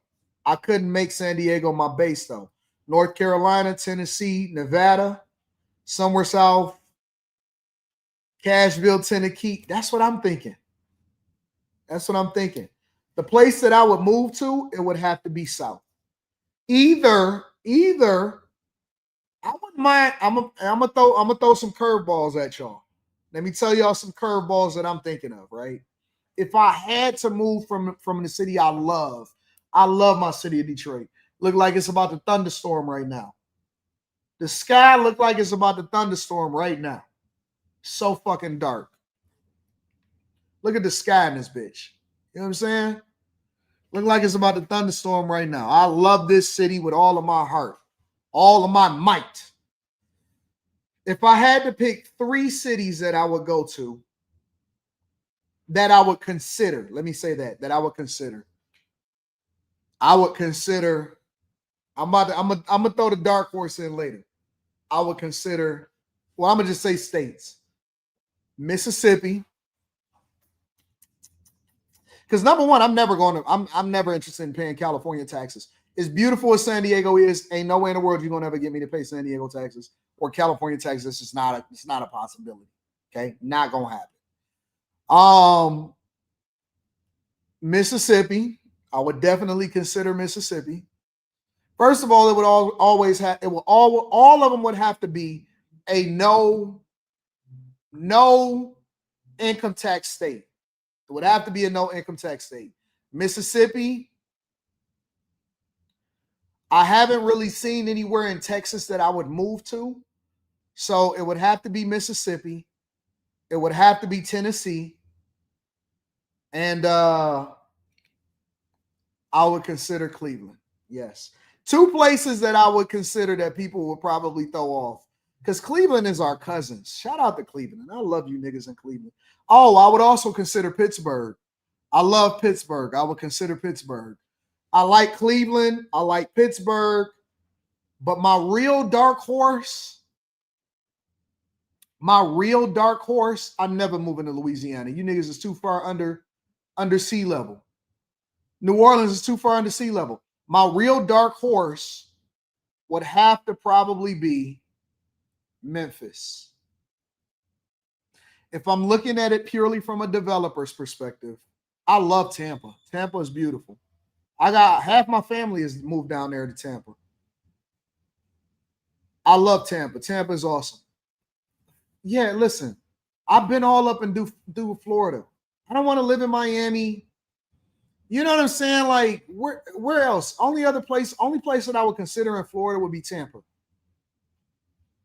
It's got to be some place that got a basketball team, though. You know what I'm saying? You can get up to watch the Orlando Magic or whatever.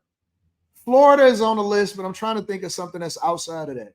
But I would definitely consider Memphis. I would definitely consider Memphis. And the reason why I would consider Memphis is because I think that Memphis has good bones. Memphis could be popping, bro. Memphis could be truly popping. So Cleveland, Memphis, Pittsburgh, somewhere in Mississippi, Texas. I don't know about Texas. Florida is always on the list. That's an easy one. But it's got to be somewhere out of that. I wouldn't mind checking out all of that. Arkansas, Alabama, I want to see all of that.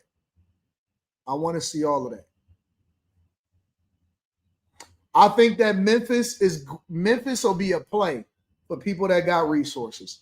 If you got money, I think that, man, Memphis can change. A couple leadership changes, a couple modifications, Memphis could be big, bro. Memphis could be big. Why do you say no to Texas? Because every city that I visited in Texas is liberal, bro. I don't like them fucking liberal cities.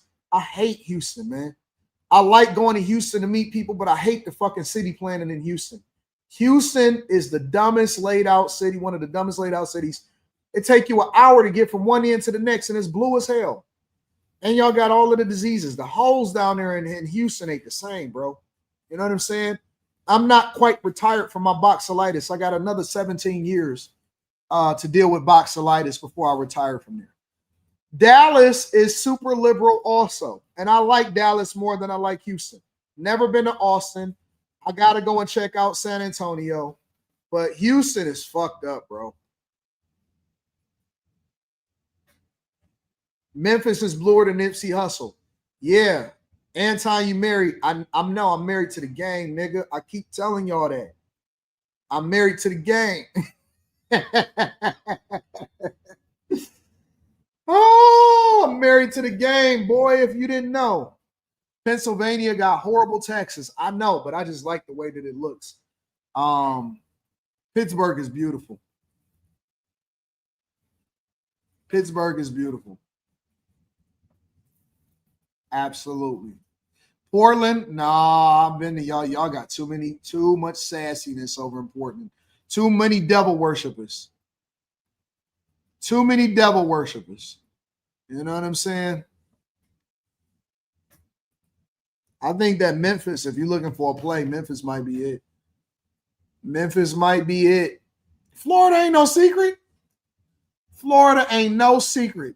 But the people don't want y'all because they don't want y'all safety, and I think he's going to make the de Blasio reign look like the golden age.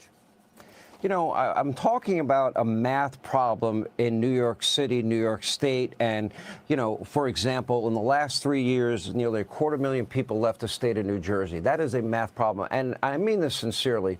I wanted Mamdani to lose for my friends that remain in New York. I wanted Chitterelli to win. I don't know if you know this, but I went up and I did a town hall. Polls showed that he had a shot. I wanted to give him an opportunity to make his case. But math does not lie. Losing 250,000 residents in the last 3 years from his last election, that is an overwhelming number. Can you explain to the country exactly how profound mass migration has been out of states like New York and New Jersey and Illinois and even California, and what a positive impact it's having on states like? Somebody said Detroit is liberal. Facts. I was born and raised here. It ain't shit I can do about that, bro. We on the Democrat plantation. Our current mayor, Mike Duggan, he ran as a liberal, but he thinks like a Republican. And I think that that's one of the reasons that the city benefited so much from his business acumen. He was a businessman first. He thought like a conservative. He did not operate like a liberal at fucking all. He was focused on business and building up and setting the foundation. So, I mean, you know, it's the city that bro, you're always going to have an affinity for the city that you're born and raised in. It's nothing you can do about that. You just got to take your L's. You know what I'm saying? You got to take your L's. There's nothing you can do about that. You got to take your L like a G. It's just the way that it is. When you're born and raised into a Democratic plantation, you tend to try to save it from itself. So it's nothing. And I love Michigan. I love Detroit. I love Michigan. And there was a lot of economic opportunity out here. So it was something for me to pay attention to. Sean S. says, can't leave NY till grandma passes. And yes, the ballot, man, you better take her with you. They moved my grandma down to Tampa. And yes, the ballot looks like that because different groups support different candidates, usually Dems. Man, you ain't going to sell me on that. Shy Guy says, back home in Louisiana, Lafayette area is booming. Quarter Boy says, I live in East Tennessee and love it. Malachi says, I'll stay in Illinois longer if we can get Pretzel out. Pritzker. Otherwise, I'm going over to Indiana. Steven says, salute Anton and the Bag Chasers. Next movie review should be You Don't Mess with the Zohan. No, I think we're going to be talking about, on Sunday, we're going to be talking about Predator Badlands. So we are going to be streaming on Sunday. And then tomorrow, I plan on doing a Patreon link up or a Patreon meetup. Rob OC says, we are ready for investment in Memphis. We are more square miles than NYC, so plenty of options. I need to go down to Memphis. Y'all got anything happening in Memphis over the weekend? Give me a second, I'll check it. Steven says, if Zohran can become mayor of New York, then why can't you go for president of the United States of America? I don't want to be in politics. There might just be something that I'm forced into. Go Gert says, born and raised in Miami-Dade County, and I love it there. They are so blue that I had to leave. I don't see myself returning, but glad they got their ish together. Went red a few years ago. Big Saint 2K says, what's the difference between socialism and communism? It ain't too much of a difference at all. It's the way that government regime operates. Communism moves with a strong fist. Socialism loves to tax the rich. But both of them move with the same vein and the same mindset. And so that's what we're doing, right? So let me see. What's going on in Memphis this weekend, y'all? Is something happening in Memphis? Let me see something.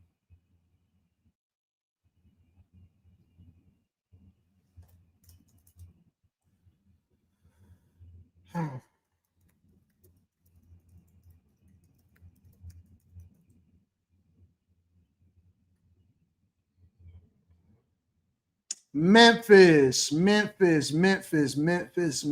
What's happening in Memphis? Live music in Memphis.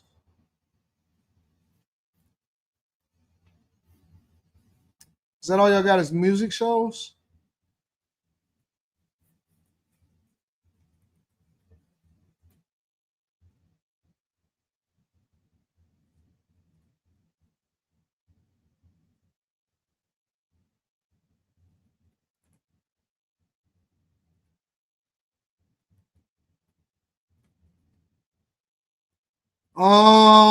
Grizzlies take on the Dallas Mavericks. Win.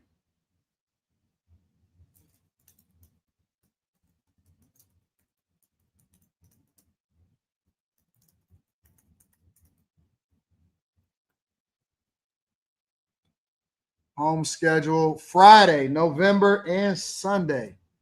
So y'all got some NBA games down there in Memphis.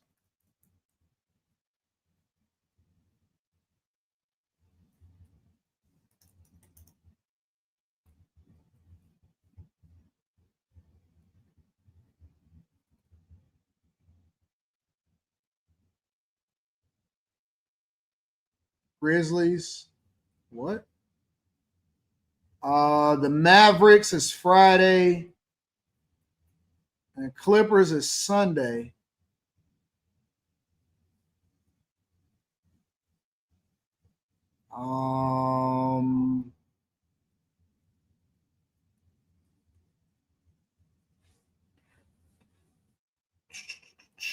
Filter. Damn, y'all tickets cheap as hell.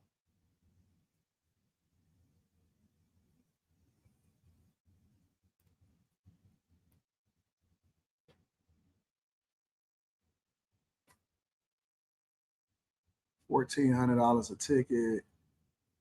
2,300. 2,300. 13. 17. That's not bad. Let's go with what is that? The Mavericks? What's the Clippers like? Oh, wait a minute. Am I on the right one? It's November 5th, November 7th. Did I go to November 7th? Is this the Mavericks? 7th. Yep, that's the 7th. The 9th is Sunday against Oklahoma City.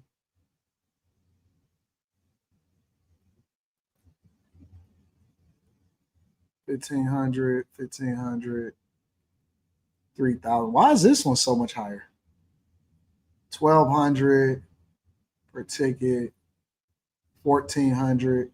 I'm pretty sure that that's gonna go down.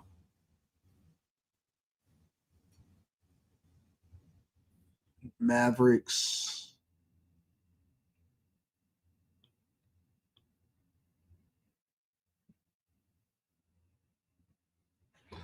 Let me make a phone call real quick.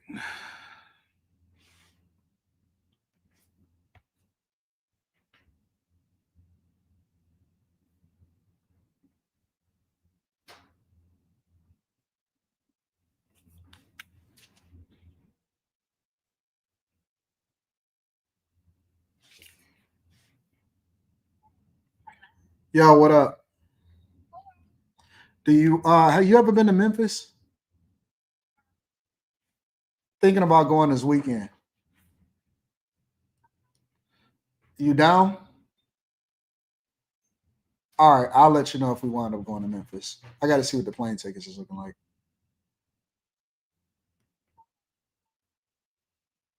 Yeah, I'm about to get ready for it in a minute. All right, tell her I said what up. What she know about me? You ain't say. What she?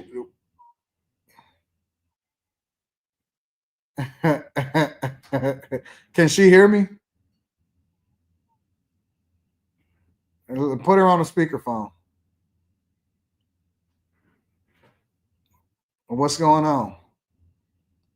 What you know about me? You don't know nothing about me, do you?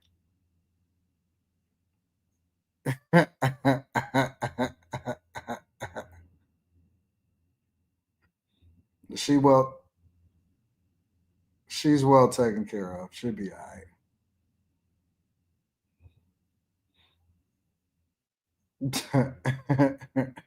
All right, I gotta go. I gotta get back. I gotta get back to work. I'm gonna talk to y'all later. Bye. All right, let me see what these plane tickets hitting for. Delta. I ain't never been to Memphis. Fuck is happening in Memphis? Yeah, I do side quests. That's what we do over here. We just do shit. It just is what it is. DTW to what's the airport of Memphis? Memphis, Tennessee. Round trip. I would have to fly in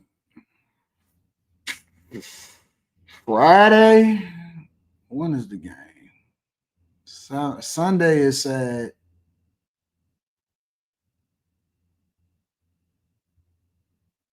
Sunday, November. It's 7 p.m. Clippers is at 7 p.m. No.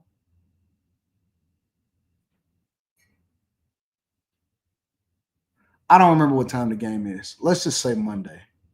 Get back out of here Monday. Gotta have some friends with you.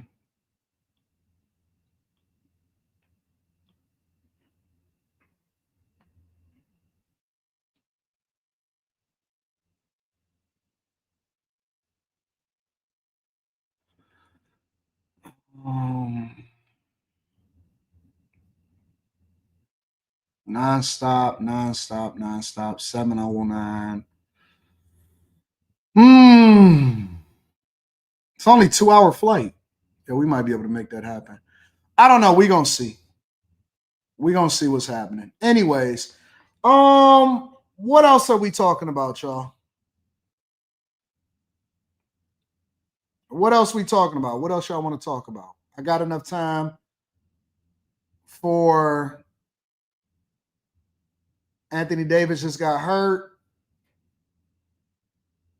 I'm not driving 6 hours. You can forget it, bro. You can forget it. I'm not driving. You can forget it. Anton, would you consider doing a bag chase and meet up here in Mississippi? Absolutely. I love Mississippi. Amethyst Angel says the end goal of both is you'll own nothing and be happy. Anton, do you take into consideration where CEOs are relocating their CEOs are relocating their headquarters? No, because that has no impact on me whatsoever. Look at Choose 9014 events. Okay, I'm gonna check that out. Amalek, yo, I'm not saying that again. You that dude, Anton, if you haven't already, check out the Big Four Plan investment in Memphis. What are your thoughts for the future money moves? I might have to make a play down there in Memphis.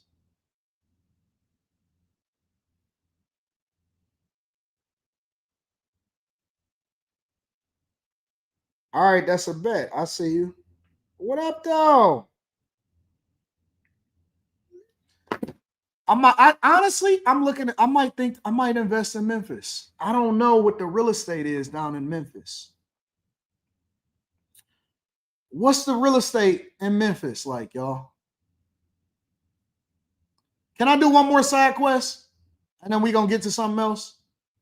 Let me just do one more side quest and then we'll get something else.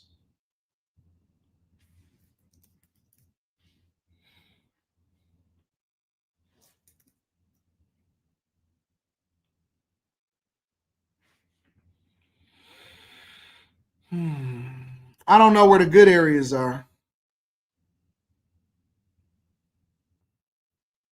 559, 530, 649, 399, 485, 499, $3 million? $3 million? 1.2, 200. So it's just a wide range. Let me look at this real quick. Home type, deselect, land, apply. 20,000, 25, 11, 70,000, 25,000. Man, Memphis is fucking ripe. Memphis is ripe. 45,000, 4,000, 5,000, 11, 27, 11, 5, 25, 10, 95,000, 4,900. Shit. I'm about to go shopping down in Memphis. I got to go see the hoods, though, because I need to know if this stuff is in the hood or not. 7,500, 26,000, 15, 62.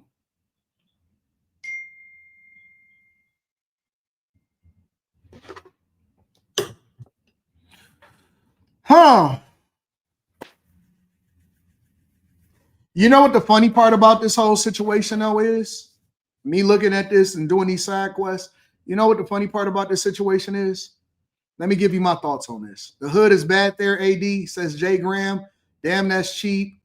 That's Westwood, South Memphis, and North Memphis. The whole city is hood. Here's the thing, though. All right? Let's talk about it for a second. All right? Here's the thing. What y'all waiting for? What are you waiting for? Black people.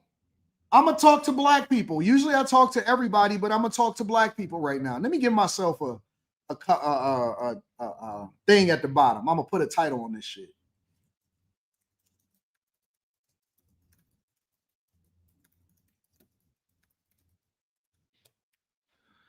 I'm going to put a title on this one. Watch this.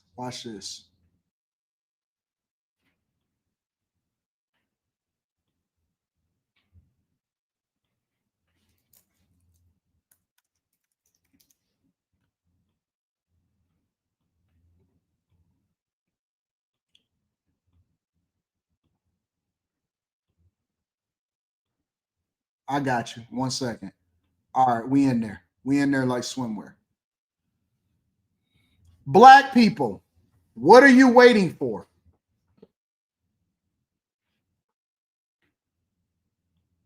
No. I'm looking at the land and it's cheap as fuck, right? The land is cheap.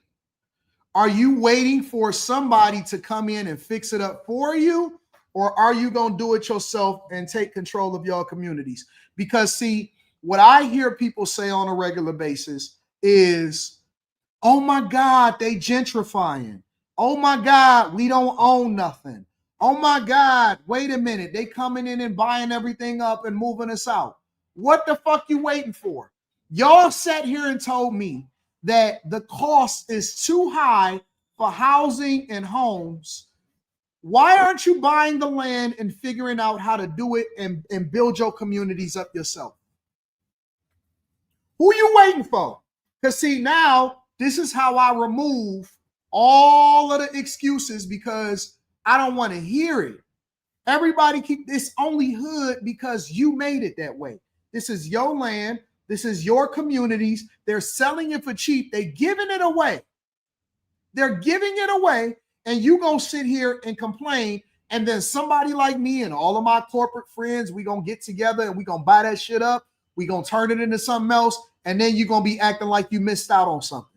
Why y'all not taking care of your own communities? Why you not policing your own communities? Why you not building up homes and then saying, or buying the land and saying, you know what? Because all I did was get curious. I went down a rabbit hole. I said, you know what? I posed a hypothetical question. Man, if I would move anywhere, where would the opportunity be? Man, I hear Memphis is an opportunity. It's right in Tennessee. They don't have any income taxes. Nashville is already booming. Memphis is all black. They got good food, barbecue, or whatever. The market is depressed. Why ain't people buying up the land so that they can then build their communities and come together like they say that they want to do all of the time? If you're telling me that you can't get together $15,000, then you ain't even in a position to have this conversation with me anyway. So now we remove the excuses and we say, well, why ain't you building up your own communities? It's cheap as fuck. I'm looking at it right now. $7,500, $5,000, $7,000, $5,500 for a vacant lot. $4,500, $6,200. If you live in Memphis If you live in this community, if you live in this surrounding area, why ain't y'all getting together and building up y'all community? And see, this is why I don't be having no respect for people, because they sit here and they gaslight us and they try to make it seem like, oh no, listen, it is this and it's that. Then we don't have no opportunity and housing is too high. It's right there. It's right there. I might go over there and buy some shit just because I feel like it, just to illustrate a point. I don't even know nothing about Memphis. All I did was go down a rabbit hole. Then I went and looked up some basketball games. Then I said, hey man, what is it to do in Memphis? Then I went over to Zillow and said, okay, well, what's happening over there? And now I'm looking at it and I'm saying, well, y'all got this shit for dirt cheap because y'all done ran the prices into the ground. Who you waiting to go in there and buy it for you? Who you waiting to go buy it for you? It's only the hood because you made it that way. Where you see depression, I see economic opportunity.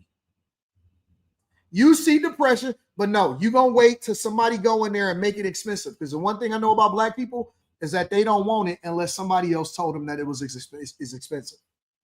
They don't want it unless somebody else tell them that it's expensive. All of y'all around all of the fucking world and all of this country, and you sit here and you complain about what's happening in y'all communities and you can make that shit safe. Who you waiting for? Who are you waiting for? You right in the middle of the United States of America. You have one of the best locations as far as away from major climate and major disruptions in climate in the United States of America. And you're sitting here complaining, but you're not doing nothing about it. Y'all got all this money for hoes. You got all this money for the club. You spend $1,000. Listen, these niggas spend $1,500 for some jeans. You can't wait to get your money. You niggas don't even know who own Chrome Hearts. Y'all don't even know who own Chrome Hearts. Oh man, listen, man, Chrome $1,500 for the jeans, $1,000 for the sneaks, this and that, this and that. You know why I don't mind something like that? Because I actually buy the properties and I actually build the land.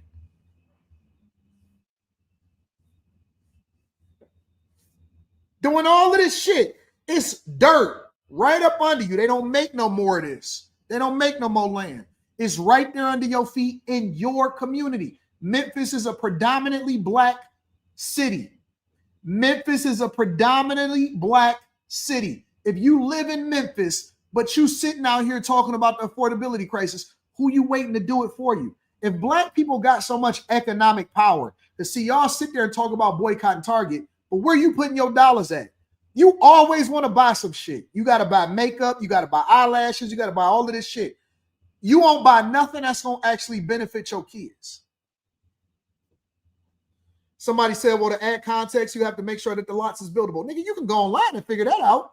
They'll tell you the connection is at the, I'm not going to tell you all of the plays, but they'll tell you what y'all waiting for. If y'all so powerful, if you're so great, if you getting so much money, I could literally trade this in and fucking buy 10 lots right now in Memphis. This is 10 lots in Memphis. 10 lots in Memphis. I can go and buy 10. I can go and sell this shit and go buy 10 of y'all niggas lots right now. But you're going to see another nigga doing and develop y'all cities. And then you're going to sit there and complain why they coming in here gentrifying us. Why they coming in here gentrifying us? That's why I don't believe y'all. I don't believe that you truly got no power. You will sit here and complain online and take your tax return and don't do shit with it.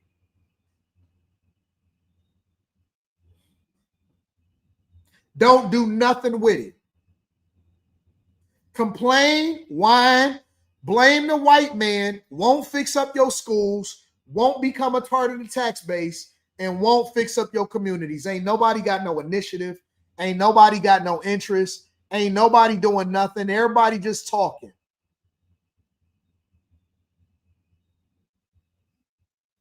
My man's just told me they about to build data centers in Memphis. They fucking about to build data centers in Memphis. Are y'all crazy? Do you not know what that's going to do? They're buying up the land to build goddamn data centers in Memphis. NVIDIA, OpenAI, Elon Musk and them, they building fucking data centers in Memphis. What you think that that's going to do to the property value? But no, don't listen to me. Y'all rather be out here talking about dick and pussy all day. Y'all rather be sitting here complaining about the white man. You can't wait to go in somebody's chat and try to figure it out. Okay, well, here it is right there in front of you. I just showed it to you. Fix up your own community. Predominantly black city.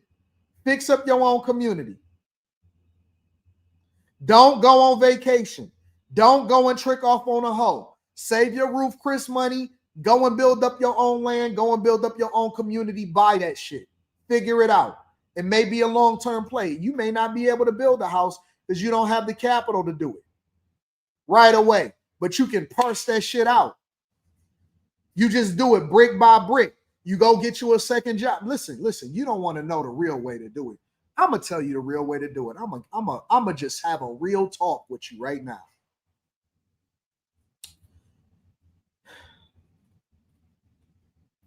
I shouldn't do it. Nope. Because you're not a bag chaser. You're not a Patreon member. You're not a bag chaser. You're not a Patreon member. You're not a bag chaser. I'm sorry. I can't tell you that. To do a lot survey is a couple $1,000s. To do the excavation, listen, it's not harder than you. It's not as hard as you think it is. It's not as hard as you think it is. You don't have no imagination. You don't think from an abundance mindset. All you think about is what you can't do. I'm about to do a whole Patreon on Memphis. I'm about to go to Memphis, do some research, and I'm about to do a Patreon. Let me call my people.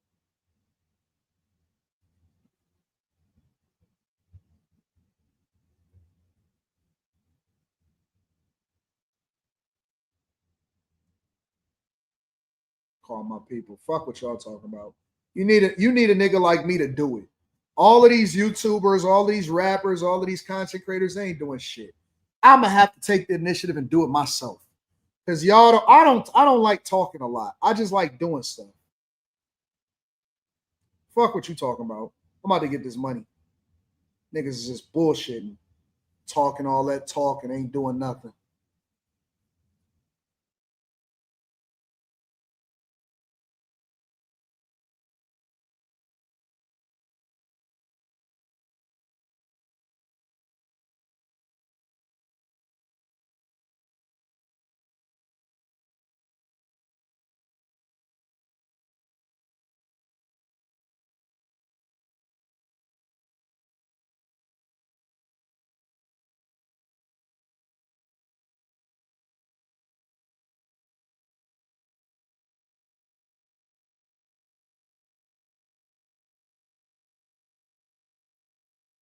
I heard you. I got it.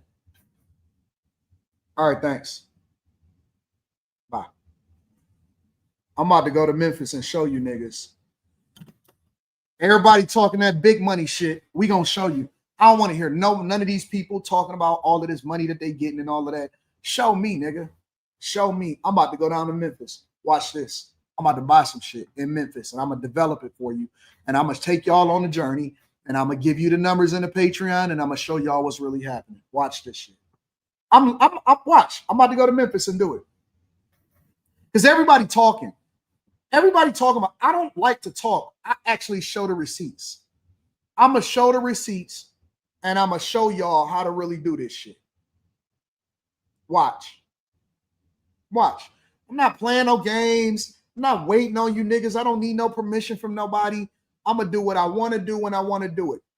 The reason why people like me are the most feared is because we actually don't need a bank and we do what we want to do. And the minute that we start to get the information, we just act on that shit. I'm not sitting here playing no games with you niggas. Y'all all talking that stuff. Got these black leaders, blackity black over here, this and that or whatever. If you want affordable housing, then build that shit for yourself. You don't even have to have a mortgage, bro. You don't even have to have a mortgage. Y'all don't have to have a mortgage. You can go and build your own communities, bro.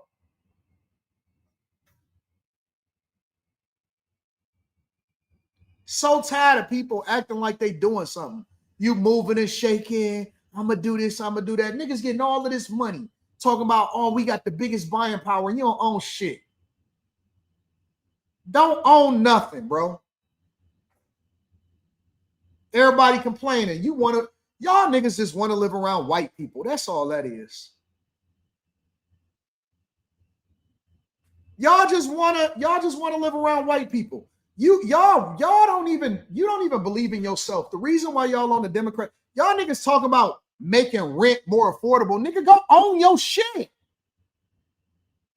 What you waiting for? Back in the days, you know what black people did? They moved to go and get better economic opportunities.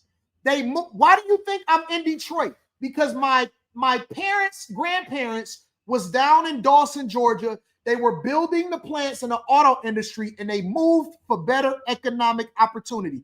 What are you niggas waiting for? We got the internet down there. You can work pretty much anywhere you want to do it. Why are y'all sitting here suffering in fucking New York City trying to be a part of the gang of what they got going on? Go and do something. That's what black people did. Y'all pull out from y'all 401ks just to go and trick off. Nigga, what you doing? You can take out a loan. If you don't have the cash, you can take out a loan for yourself and literally pay yourself back and buy the land. You can own the land while you figure out how you get your money up, and then you can get your money up.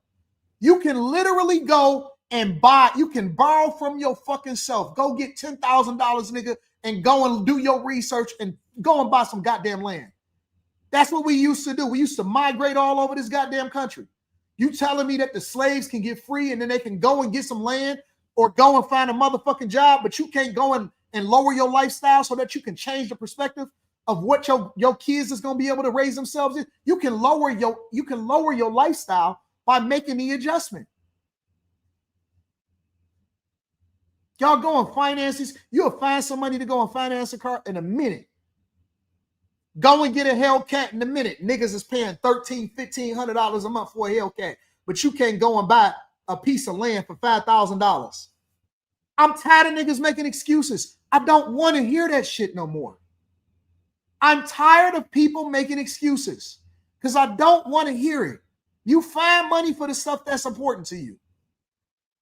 Always doing stuff that's important to you, but can't find no money to do the thing that mean the most to you. We move. That's what we do. We go and we migrate. We adjust. You paying fucking $3,000 a month in New York City. Some of y'all, I seen some of y'all paying $4,000 a month in New York City. 1 month of rent can own the lot, nigga. What the fuck is you doing? Who you waiting for? Who got to give you permission to go and take care of business?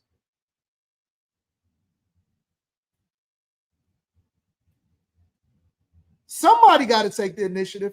I guess it's going to be me again. I'll go. Don't worry about it. I'll let you know how it go after I capitalize off this shit. I'll go while you making somebody else rich because y'all want to be entertained. You sit there and y'all go listen to fucking Patrick Bet-David and a bunch of white men and whatever the fuck nationality they are, and no hate on them because they doing their thing. Y'all niggas go and listen to them, and y'all go and pay goddamn $10,000, $5,000, $2,000 to go to a fucking conference, and you can go and build up your own goddamn community. Y'all niggas tricking all of this money and giving all of this visibility to these people, and they ain't even helping y'all. Keep on going to conferences and taking goddamn flights and shit like that. You aggravate me, bro. Because you can do better and you ain't doing better. Out here doing all of this shit and ain't got nothing to show for it. You view all of these people, y'all watch these people all day, every day, and ain't getting nothing from it. And then you'll sit here and go back and forth about me when I'm sitting here trying to give you the play on how to actually do something. They don't give a fuck about you. Them niggas live next to Messi. They living in $40 million mansions. I live with you niggas. I'm right in the city. I'm right in Detroit. I'm right here. I never left. I'm right here. I never left. I never moved out there with them folks. Never moved out there with them folks. Go out here every other week and give away $5,000 to the people. And y'all watching them, worshiping these niggas. They don't love you. They can't help you. They're not giving you no loans. They're not funding your businesses. They're not doing nothing for you. You're sitting here pretending like you were a part of their crew. They don't know you. Nigga, if they see you in the street, they'll tell security, get that motherfucker away from me, bro. Even if you don't like me, you gotta acknowledge that I'm right here with you. We can argue back and forth all day long. We can go back and we can disagree. You can say, I don't agree with you on this, whatever, so on and so forth, but I'm right here with you. I'm right here with you. It's you and me. We here, bro. We talk. I walk the streets every single day. I'm walking the streets talking to you. If you don't have nothing, I'm right there. If you got everything, I'm right there. I'm with you. I don't do conferences. I don't sell courses. I'm right here with you. What we gonna do about it? What we gonna do about it? Because I'm tired of complaining and whining and going back and forth trying to ask other people. Y'all niggas asking the government to save you. We don't need nobody else. You don't need nobody else, bro. We are our own network. We are our own people. Fuck what you talking about. Oh, he Republican. Oh, you Democrat. Nigga, I'm winning. And I'm telling you to come win with me. Keep on chasing these people. They sitting up in there in their $40, $50 million homes, telling you what you ain't got and what you can't do. You can't touch them people. You can't kick it with them people. You can't go up to them people and shake their hand and find out whether or not they really about that life. You can't do that. I see people on the street all the time approach me. And I'm like, I'm right here in the city. I'm right here in the city. And I'm telling you that you can change the dynamics of your life. But you keep fucking playing games, bro. Don't need no people. You don't need no more information. Nigga, you need to get the fuck up and start making some moves, nigga. Haven't you lived enough life? How many more hoes you gonna trick on? We had a 20-year hoe tricking run. Now we got to do some shit. Now we let me tell you something, bro. Let me tell you. And I got an appointment that I got to get to at 4 o'clock. We owe the next generation. We had our time. We tricked off. We fucked them all. We didn't had the hoes. We didn't went on the trips. We did everything. Now it's time to lock in, my nigga. It's a time for playing and it's a time for going to get that bag. It's time to lock in. We owe a debt. We owe a debt. This country has blessed us with immense opportunity. We have been blessed. Let's not be them old niggas that we talking about, them boomers and them Generation X niggas that never did anything for nobody. They ain't never helped nobody. They fucked up their families. They tricked off their whole life. And they sat there. Now these niggas is looking for a geriatric wife to fix them niggas and to hold them up while they doing it. While we got the opportunity, we owe a debt. We owe a debt for the next generation. We owe a debt for our communities. We owe, if we was at any point able to capitalize off of the opportunity of being born in America, you owe the next generation to do better, nigga. We had our run. And it don't mean that you can't keep having a good time, but you had your run, nigga. Now it's time to lock the fuck in. Do something for somebody. And the first way that you do something for somebody is to fix your own motherfucking life. I'm tired. I'm tired of niggas out here crashing the fuck out and ain't got nothing to show for it. You niggas get all this money and you die with nothing. And they got to do a fish fry for you. You don't leave your kids nothing, bro. All of the wealth is right there. It's gold. Fuck all of this other stuff. The gold is in the land. You don't have to go to Africa. The gold is in the land. It's in the land. The minerals is in the land. We can own this shit. And let me tell you something else. Let me take it a step further. When you own the land, you control the politics, nigga. When you own the land, you control the politics. You control what happens, because when you spending money, they listen. They don't have a choice because they work for you. I don't care about getting pulled over. I drive how I want to drive and I do what I want to do. You know why? Because they know what car I drive and they don't pull me over. You know why? Because I got motion. And when you spending money and you making moves and you doing things in your community, you get power. And when you own the land and when you actually doing things inside of the community, you control it. You don't have to beg nobody for anything. Nigga, they did it in Minneapolis. The Somalis took over fucking Minneapolis. You've been here longer than them. Watch who you waiting on. Who you waiting on? The Arabs took over fucking Dearborn. They got their own goddamn city. Who you waiting on?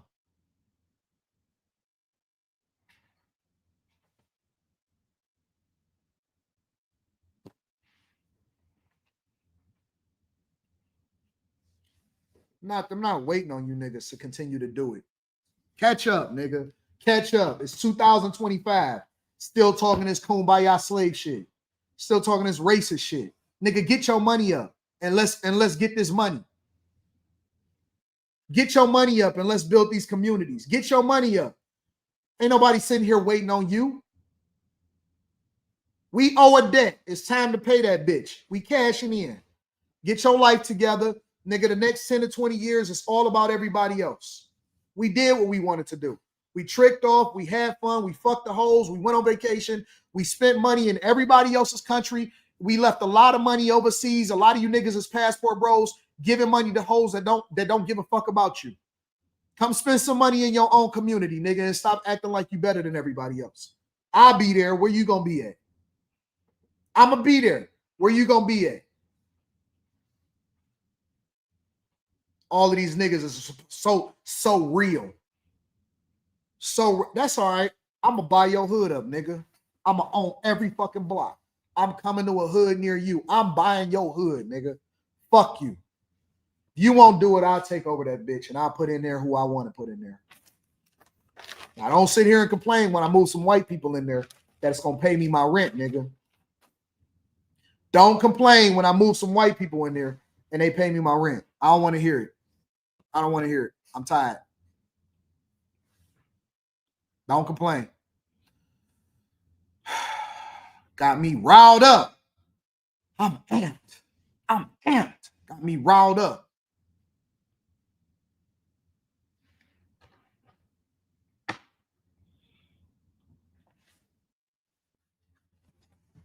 Hacking up my computer. See you niggas in Memphis. Now, I'm not going to Nashville either. I'm going to Memphis, nigga. I'm not going to Nashville. I'm going to Memphis. Keep on giving them all my money. See what y'all talking about in the chat. AD Mamdani has a presidential suite in NYC for you. Nope.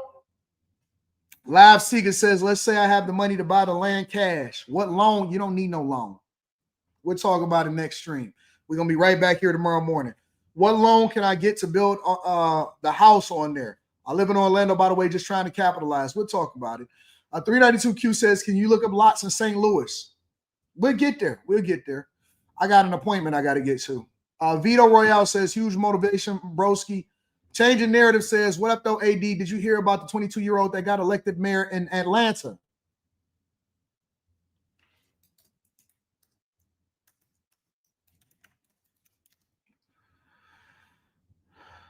Nah, Andre Dickens won re-election.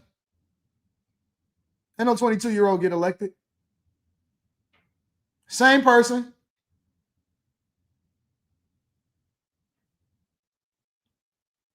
What are you talking about? You're wrong.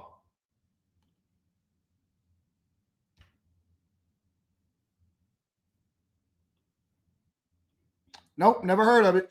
Rob OC says, welcome to Memphis. Show us how to do it. Put me in, coach. Hashtag bag chasers. I'm coming to Memphis.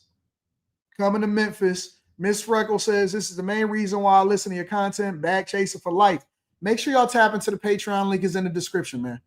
Officially a bag chaser for 1 year. Yeah. Thank you for sharing and motivating us with what's real and keeping God first. Razik says, stay off Lamar Ave in Memphis. Anywhere near Lamar Ave is the hood, bro. Check out Olive Branch. I got some people down there, so we gonna link up. And the land value is much higher there. Tony Williams says, hire me to be the eyes on the ground in Memphis. I'll do it for free just to learn the process and drive back and forth from Nashville on my own dime. Are you in Nashville, Tony?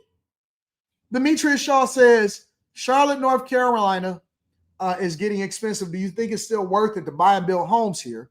I'm 22, so it'll be a while before I get rich. I don't know much about Charlotte. I know about the industries, but I don't know nothing about the land over there. I'd have to do some research. Julian Harvey says, talk to him. T-Dub Vision says, click that. I'm winning, and I'm telling you to come with me. Wesley Turner says, click this ran up AD. 704 Chino says, preach. Wesley Turner says, when you own a land, you control the politics. Julian Harvey says he's speaking facts. Black people, let's get in. I focus on getting my first multi-unit. The Big G says, if you want videos or pictures of the neighborhoods, I'll do it for free, bro. I'm coming to Memphis. I'm going to go in the hoods myself. Change the narrative says, Stockbridge, Georgia, my bad. Oh, Stockbridge, Georgia. I have to look at it. I got to look at Stockbridge, Georgia. What's the population in Stockbridge, Georgia? We'll figure it out. We'll figure it out. I like doing these formats of the live stream because I can kind of do what I want to do and I'm not tied down by any story or article. I got to figure it out. I love y'all. I appreciate y'all. I'm going to see y'all tomorrow morning.